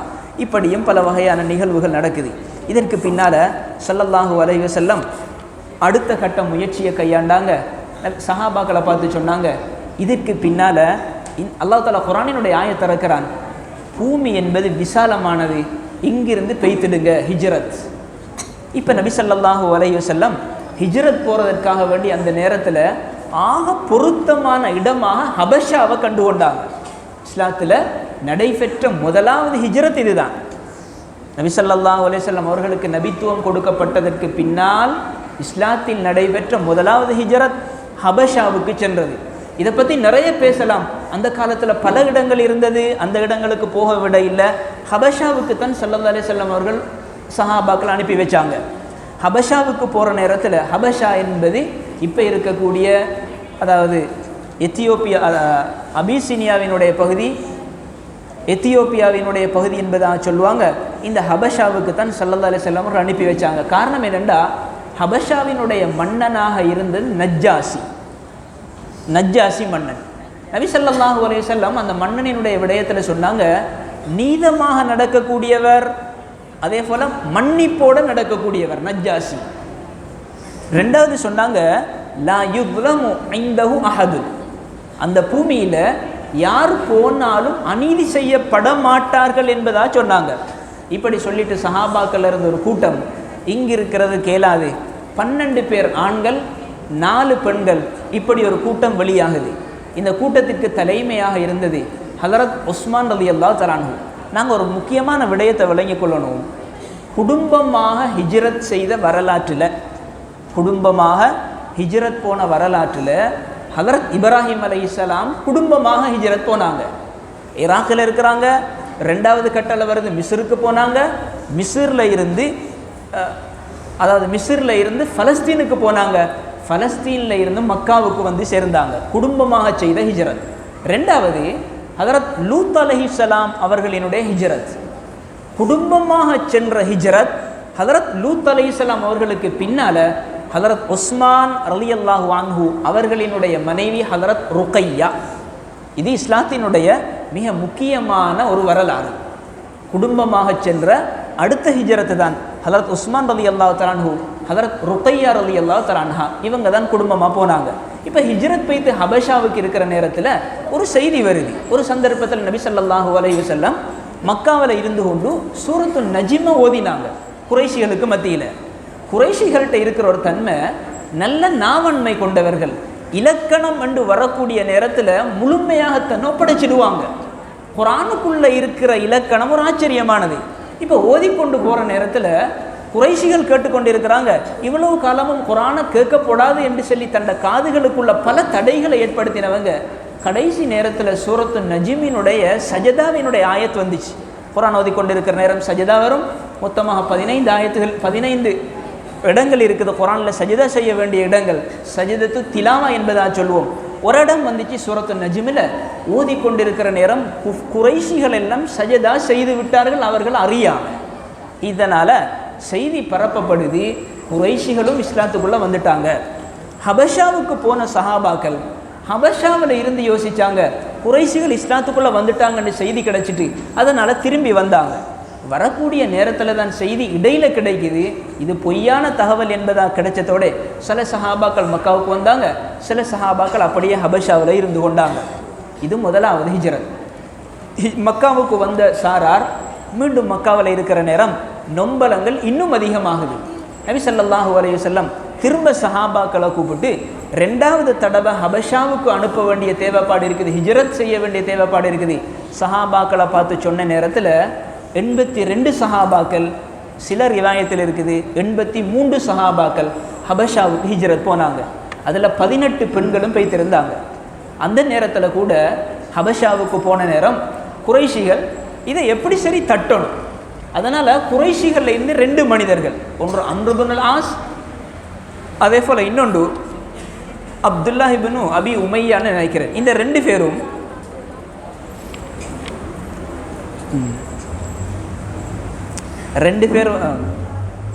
சரி, இந்த 2 பேரும் வந்தாங்க. பேர் ஞாபகத்துக்கு வரக்கல இன்ஷா அல்லாஹ். சரி, ஒன்று இருக்குது அம்ர் இப்னுல் ஆஸ், 2வது அப்துல்லாஹ் இப்னு அபி ரபிஆ. இந்த 2 பேரும் வந்து நஜ்ஜாசி மன்னன்கிட்ட, அதாவது நஜ்ஜாசி மன்னனை சந்திக்கிறதற்கு முன்னால் அவர்கிட்ட இருந்த மதகுருமார்களை சந்தித்து அன்பளிப்பு கொடுத்து இவங்களை தடுக்கிறதற்காக வேண்டி முயற்சி செய்கிறாரு. 2வது கட்டம் நேரடியாக நஜ்ஜாசி மன்னன்கிட்ட வந்து பேசினார். பேசி எப்படி சரி இவங்களை தடுக்கணும் என்பதற்காக வேண்டி முயற்சி செஞ்சார். ஆனால் நஜ்ஜாசி மன்னன் சொல்லப்படுற எல்லாத்தையும் காதில் எடுக்கிற ஒரு மனிதன் அல்ல. இவங்களோட விடயத்தை கேட்டதற்கு பின்னால் நபி ஸல்லல்லாஹு அதாவது சஹாபாக்களை அழைச்சி கேட்டாங்க, நீங்கள் இப்போ பேசுங்க. இவங்க எல்லாம் சொல்கிறாங்க, இப்படி ஒரு மாதிரியாக சொல்கிறாங்க. அதாவது இந்த நஜ்ஜாசி மன்னனிடத்தில் பெய்து சொன்னாங்களாம், உங்களோட ஊருக்கு சில, அதாவது அறிவில்லாத சில வாலிபர்கள் வந்திருக்கிறாங்க, அவங்களோட தீனை பிரிஞ்சு தான் வந்திருக்கிறாங்க. உங்களோட மார்க்கத்திலையும் அவங்க நுழையல, புதிய ஒரு மார்க்கத்தை கொண்டு வந்திருக்கிறாங்க, எங்களுக்கும் தெரியாது உங்களுக்கும் தெரியாது என்று சொல்லி இவங்களோட விடயத்தில் நிறைய பேசினாங்க. எங்கட கூட அனுப்பி வச்சிருங்க. சுருக்கமாக சொல்கிறேன், விவரமாக சொல்லிக்கொள்கிற அளவுக்குள்ள அதாவது எங்களோட நேரங்கள் போதாமல் இருக்குது. இப்படி சொல்கிற நேரத்தில் நஜ்ஜாசி மன்னன் அவங்களோட பேச்சை மட்டும் கேட்காம முஸ்லீம்களை அழைச்சி கேட்டாங்க, நீங்கள் சொல்லுங்கள், இப்படியெல்லாம் உங்களை பற்றி சொல்கிறாங்க. முஸ்லீம்கள் சார்பாக முஸ்லீம்களினுடைய பேச்சாளராக இருந்தவர் தான் ஜாஃபர் இப்னு அபி தாலிப் ரலியல்லாஹு அன்ஹு. நுணுக்கசாலி, மிச்சம் பேச்சு திறன் கொண்டவர். அவர் தான் முஸ்லீம் சார்பாக விவரமாக சொன்னார். அதற்கு பின்னால் இன்னொரு செய்தியும் வருது. ஆனால் எல்லா பேச்சுகளையும் முழுமையான முறையில் தடை செய்யப்படுகிறது. அல்லாஹ்வோட உதவியோடு ஹபஷாவில் கூட முஸ்லீம்கள் பாதுகாப்பாக இருந்தாங்க. கடைசியாக நஜ்ஜாசி மன்னன் முஸ்லீம்களை பார்த்து சொன்னார், நீங்கள் இங்கேயே இருந்து கொள்ளுங்க என்பதாக சொல்லிட்டு அந்த 2 பேரையும் அவங்க கொண்டு வந்த ஹதியாவோட அனுப்பி வச்சுட்டாரு. இதற்குள்ளால நிறைய விவரமான சில சம்பவங்களும் இருக்குது. இப்போ அதுவும் கை கொடுக்கல. அடுத்த கட்டம் என்ன செய்கிறது? நபி ஸல்லல்லாஹு அலைஹி அதாவது அபூ தாலிப் இடத்துல வந்தாங்க. வந்து நபி ஸல்லல்லாஹு அலைஹி வஸல்லம் அவர்களினுடைய விடயத்தில் எச்சரிக்கையாக பேசினாங்க. எச்சரிக்கையாக பேசிட்டு, ஒன்று இந்த முஹம்மது எங்கட கையில் ஒப்படைச்சிடுங்க, நாங்கள் இவரை கொலை செஞ்சிடறோம் என்று எச்சரிக்கையாக பேசினாங்க. ஆனால் அதாவது அபூ தாலிப் இடத்துல ஸல்லல்லாஹு அலைஹி வஸல்லம் அவருடைய தாவத்தை தடுக்கிறதற்காக வேண்டி பல பேச்சுக்கள் பேசினாங்க. அபூ தாலிப் இந்த பேச்செல்லாம் வச்சுக்கிட்டு இருந்து நபி ஸல்லல்லாஹு அலைஹி வஸல்லம் அவர்களை கூப்பிட்டு தடுத்து கொள்ளுங்க என்பதாக சொன்ன நேரத்தில் ஸல்லல்லாஹு அலைஹி வஸல்லம் சொன்னாங்க, வல்லாஹி லவ் வலஅ வஷம்ஸ ஃபீ யமீனி, சூரியனை என்ற வலது கையில் தந்து சந்திரனை என்ற இடது கையில் தந்து இதை விட்டுடுங்க என்று சொன்னால் கூட நான் என்ன விட்டுவிட மாட்டேன் என்பதாக சொன்னாங்க. இந்த தாக்கத்தை விளங்கின அபூ தாலிபினுடைய கண்ணால் தண்ணி வழிய தொடங்கிட்டு இப்போ சொன்னார், நீங்கள் உங்களோட பாட்டில் செய்து கொண்டிருங்க என்பதை அவர் அனுமதி கொடுத்தாரு. 3வது கட்டம், குறைஷிகள் அடுத்த கட்டம் அபூ தாலிபிடத்தில் வந்து சொன்னாங்க, இந்த முஹம்மது எங்கட கையில் ஒப்படைச்சிடுங்க, இவருக்கு பகரமாக நாங்கள் இன்னொரு வாலிபரை தாரோம், நாங்கள் இந்த முஹம்மதை கொலை செஞ்சிடறோம். அபூ தாலிபுக்கு இந்த பேச்சு பெரிய ஒரு கோபமான பேச்சாக ஆகிட்டு. அதுக்கு பின்னால் அபூ தாலிப் குறைஷிகளோட இருக்கிற தொடர்பையே உடைச்சிட்டாரு. நான் எந்த பிள்ளையை தாரது, நீங்கள் ஒருத்தரை தார, அவருக்கு நான் சாப்பாடு போடுற, எந்த பிள்ளை நீங்கள் கொலை செய்ய பார்க்குறா என்கிற விடயத்தில் ஒரு கடினமான முறையில் பேசிக்கொண்டார். அதற்கு பின்னால் இப்படி பேசி போன நேரத்தில் எதுவும் இவர்களுக்கு கை கொடுக்கல. அடுத்த ஒரு கட்டத்துக்கு வந்தாங்க. நபி ஸல்லல்லாஹு அலைஹி வஸல்லம் அவர்களை கொலை செய்யணும் என்கிற இடத்துக்கு வந்தாங்க. ஒரு சந்தர்ப்பத்தில் நபி ஸல்லல்லாஹு அலைஹி வஸல்லம் அவங்களோட விஷயத்தில் உதைபத் இப்னு அபி லஹப், இது முக்கியமான ஒரு விடயம். உதைபத் இப்னு அபி லஹப், அபூ லஹபுடைய மகன் ஒரு தடவை வந்து நபி ஸல்லல்லாஹு அலைஹி வஸல்லம் வன் நஜ்மி இதா ஹவா என்று சொல்லக்கூடிய சூறாவில் அந்த சூறாவை ஓதிக்கொண்டு வந்த நேரம் ஒரு இடத்துல வச்சு இந்த உதைபத் இப்னு அபி லஹப் சொன்னான், நான் இதை நிராகரிக்கிறேன் என்பதாக சொன்னான். சொல்லிட்டு நபி ஸல்லல்லாஹு அலைஹி வஸல்லம் அவர்களினுடைய விடயத்தில் சில நொம்பலங்களை ஏற்படுத்தி அவர்களினுடைய சட்டையை அப்படியே கிழிச்சு முகத்தில் துப்பி விட்டான். ஆனால் அந்த துப்பல் நபி ஸல்லல்லாஹு அலைஹி வஸல்லம் அவர்களினுடைய முகத்தில் விலை இல்லை. அந்த நேரத்தில் நபி ஸல்லல்லாஹு அலைஹி வஸல்லம் அவர்கள் ஒரு துவா செஞ்சாங்க, யா அல்லாஹ், உன்னுடைய மிருகங்களில் இருந்து ஒரு மிருகத்தை இவனில் சாட்டிடு. பின்னால் ரிவாயத்துகளில் இருக்குது, அவனுடைய கூட்டத்தார்கள் இருக்கிற நேரம் ஷாமில் வச்சு அவனுடைய கூட்டத்தார்களோடு உட்கார்ந்து கொண்டிருக்கிற நேரத்தில் ஒரு சிங்கம் பார்த்து கொண்டே இருந்துச்சு. ஒரு சிங்கம் பார்த்து கொண்டிருந்து. இந்த ரிவாயத் வார இடம் எங்கண்டா அல் இசாபாவில் இப்னு ஹஜர் ரஹ்மத்துல்லாஹ் கொண்டு வராங்க, தலாயிலு நுபுவாவிலையும் கொண்டு வராங்க. ஒரு சிங்கம் பார்த்து கொண்டிருந்துச்சு. இவன் விளங்கி கொண்டான், நபி ஸல்லல்லாஹு அலைஹி வஸல்லம் அன்றைக்கு செய்த துஆ தான் இன்றைக்கு எனக்கு பாதகமாக வர பார்க்குற போல. அதனால் அவன்கிட்ட கூட இருக்கிற எல்லார்ட்டையும் சொன்னான், நான் நடுவில் தூங்குறேன், என்ன வளைச்சி நீங்கள் எல்லாம் தூங்கிடுங்க. ஆனால் அந்த சிங்கம் மண்டிரவு நடுவில் வந்து இவன் அப்படியே கிழிச்சு அதில் அவன் வஃபாத் ஆகிட்டான்ங்கிற செய்தியும் சொல்லப்பட்டும் இருக்குது. அந்தளவுக்கு இதுவும் ஒரு நடந்துச்சு. 2வது கட்டம், அபூ ஜஹல் நபி ஸல்லல்லாஹு அலைஹி வஸல்லம் அவர்களை சோதிக்கிறதற்காக வேண்டி வந்தான்.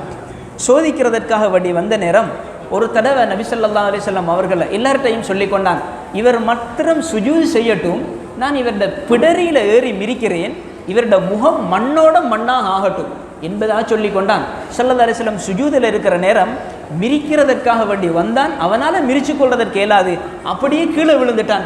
எல்லாரும் கேட்டாங்க, ஏன் இப்படி ஒன்று நடந்த சொன்னான், எனக்கும் அவருக்கும் முன்னால் பெரியொரு கிடங்கொண்டு இருக்குது என்பதாக சொன்னான் அபூ லஹப். அதாவது நெருப்பாலான கிடங்கு, பல இறக்கைகள் என்ன தட்டி விடுவதை போல இருந்துச்சு என்பதாக சொன்னார். இப்படி இன்னும் பல செய்திகளும் இதில் சொல்லப்பட்டும் இருக்குது.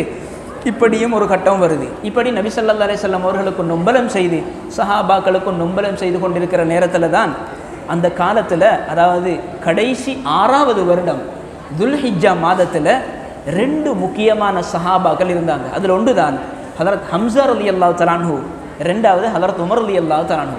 2 பேரும் இஸ்லாத்துக்குள்ளே வந்தாங்க. அதில் ஹதரத் உமர் ரலியல்லாஹு தஆலா அன்ஹு, ஹம்ஸா ரலியல்லாஹு தஆலா அன்ஹு இஸ்லாத்துக்கு வந்தது இஸ்லாத்துக்கு கிடைச்ச வித்தியாசமான ஒரு மின்னலாக இருந்தது. 2வது ஹதரத் உமர் ரலியல்லாஹு தஆலா அவர்கள் இஸ்லாத்துக்குள்ளே வந்தாங்க. ஒரு விடயத்தை விளங்கி கொள்ளணும். உமர் ரலியல்லாஹு தஆலா அன்ஹு அவர்களினுடைய இஸ்லாத்துக்கு பின்னால், அவங்களோட இஸ்லாத்துக்குள்ளால் ஏராளமான பல முக்கியமான விடயங்கள் மறைஞ்சிருக்குது. ஹதரத் உமர் ரலியல்லாஹு தஆலா அன்ஹு நபி ஸல்லல்லாஹு அலைஹி வஸல்லம் அவர்களை கொலை செய்யணும் என்கிற எண்ணத்தில் தான் வாழேந்தி கொண்டு வந்தார். இடையில தகவல் கிடைக்குது, அவரை கொலை செய்கிறதுக்கு முன்னால் அவங்களோட வீட்டுக்கு போய்த்து பாருங்க. வீட்டுக்கு போய்த்து பார்த்தா உமர் ரலியல்லாஹு தஆலா அவங்களோட சகோதரி குர்ஆனை வச்சு கொண்டு இருக்கிறா. அதுவும் மறைச்சி வச்சா. ஆனால் தெரிய வந்துட்டு உமர் ரலியல்லாஹு தஆலா அன்ஹு வந்து இஸ்லாத்துக்கு முன்னால் மச்சனுக்கு அறையிறாரு. இதை கண்டு தங்கச்சி ஆத்தனப்படுறா, அதாவது ஆவேசப்படுறா. தங்கச்சிக்கும் அற விழுது. அதை கண்டு முகத்தில் வந்த ரத்தத்தை கண்டு வெக்கம் உண்டாகுது. இப்போ கேட்டார், உங்கள்கிட்ட ஈக்கிற குர்ஆனை தாங்களேன், உங்கள்கிட்ட ஈக்கிறத தாங்களேன். இவ சொன்ன தரமாட்டேன், குளிச்சு கொண்டு வாங்க. இது நஜீஸானவங்க தொடுறது இல்லை. இப்போ பெய்த்து குளிச்சு கொண்டு வந்தார், குர்ஆனை தூக்கினார். சூரத்து தாஹாவினுடைய சில ஆயத்துகளை ஓதின நேரத்தில் அப்படியே அவரோட உள்ளம் மாறிட்டு. கணேதுக்குரியவர்களே, ஒரு விடயத்தை வாழ்க்கையில் விளங்கி கொள்ளணும். இந்த உம்மத்தில் நலவு உண்டாகணுமெண்டா பொதுவாக எல்லாரோட உள்ளத்துலேயும் ஒரு விருப்பம் இருக்குது. என்ன தெரியுமா? எந்த வீட்டுக்குள்ளால் இஸ்லாத்தினுடைய இந்த வெளிச்சம் உண்டு இருக்கணும், என்ற பிள்ளையில் சில நிலவை நான் காணணும். ஆனால் பொதுவாக சமூகத்துக்குள்ளே உள்ள நிலப்பாடு என்னென்னா, ஒவ்வொரு தாய் தந்தையினுடைய தோளுக்கு மேலால் பிள்ளை வளர்கிற நேரத்தில் அந்த பிள்ளைக்கு அழைத்து சில புத்தியை சொல்கிறதற்கு வாப்பா உம்மாக்கு தயக்கமாக இருக்குது. கணேதுக்குரியவர்களே, அது ஏன் தயக்கப்படுறோம்டா, கொடுக்க வேண்டிய விடயத்தை அந்த காலத்தில் கொடுக்கல என்கிறது இதற்கு ஒரு காரணமாக இருக்கலாம். உண்மையில் ஒரு சின்ன பிள்ளைய வளர்த்தெடுக்கிற நேரத்தில் ஒரு உம்மா வாப்பாவினுடைய உள்ளத்துக்குள்ளே இருக்கணும், இந்த குர்ஆன் என்கிற நூறை கொண்டு என்ற பிள்ளையை வெளிச்சம் உள்ளதாக ஆக்கணும். எப்படி ஒவ்வொரு தாயும் தந்தையும் என்ற பிள்ளை ஒரு வைத்தியராக இருக்கணும் என்று கனவு காண்றதை போல, அதே நேரம் ஒரு பொருளியல் ஒரு இன்ஜினியராக இருக்கணும் என்று கனவு காண்றதை போல, ஏனைய துறைகளில் என்ற பிள்ளை இருக்கணும் என்று கனவு காண்றதை போல, அந்த கனவுக்கு முன்னால் இன்னொரு விடயத்தையும் சேர்த்து கொள்ளணும். குர்ஆனோட இருக்கிற வைத்தியராக என்ற பிள்ளையை நான் ஆக்கணும். என்ற பிள்ளை ஒரு ஹாஃபிலாக இருக்கணும், ஒரு வைத்தியராக இருக்கணும். ஒரு இன்ஜினியராக இருக்கணும், ஒரு வைத்தியர், அதாவது ஒரு இன்ஜினியராக இருக்கணும், ஒரு குர்ஆனை பாடமாக்கின ஹாஃபிலாக இருக்கணும்.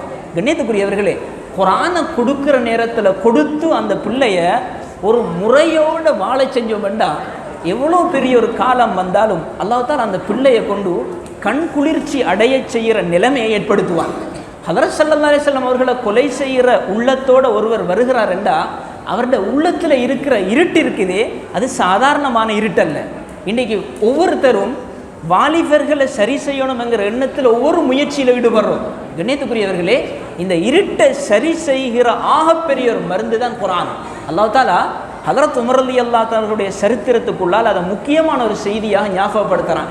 எனவே அன்புக்குரியவர்களே, நாங்கள் இவ்வளவு நேரம் வரைக்கும் ஸல்லல்லாஹு அலைஹி வஸல்லம் அவர்களினுடைய வாழ்க்கையில் நபித்துவத்தினுடைய 6 வருடங்களினுடைய சுருக்கமான விடயத்தை சொல்லியிருக்கிறேன். ஆனால் அந்த சுருக்கத்தையும் என்னால் முழுமையாக ஒப்படைக்க முடியலை. அந்த அமானிதத்தினுடைய விடயத்தில் சில நேரம் நான் தரக்குறைச்சல் செஞ்சுருப்பேன். ஆனால் எல்லாருடைய உள்ளத்திலையும் கொண்டு இருக்கணும், இந்த வரலாறை நான் சரியான முறையில் படிக்கணும். இது ஒரு சுருக்கமாக சொல்லப்பட்டது. இதை முழுமையான விளங்கி எங்களோட வாழ்க்கையில் எடுத்து நடக்கக்கூடிய சந்தர்ப்பத்தை அல்லாஹ் அனைவர்களுக்கும் நசீபாக்குவானாக. அதே நேரம் அல்ஹம்துலில்லாஹ் இந்த நிகழ்ச்சிக்கு சிறப்பான முறையில் உதவிய, குறிப்பாக அதாவது எங்களோட 89 போன்ஸ் உறுப்பினர்கள், தலைவர், நிர்வாக உறுப்பினர்கள் மற்றும் ஏனைய சகோதரர்கள் உட்பட இந்த பள்ளிவாசலினுடைய நிர்வாக சபை அனைவர்களுக்கும் இன்னொரு தடவை எந்த பேச்சுக்குள்ளால் நன்றி கூடி விடைபெறுகிறேன். அல்லாஹ் தஆலா இந்த விடயங்களை வாழ்க்கையில் எடுத்து நடக்கிற தௌஃபீக் அனைவர்களுக்கும் நசீபாக்குவானாக. வாஹிர் தாவானா அல்ஹம்துலில்லாஹி ரப்பில் ஆலமீன்.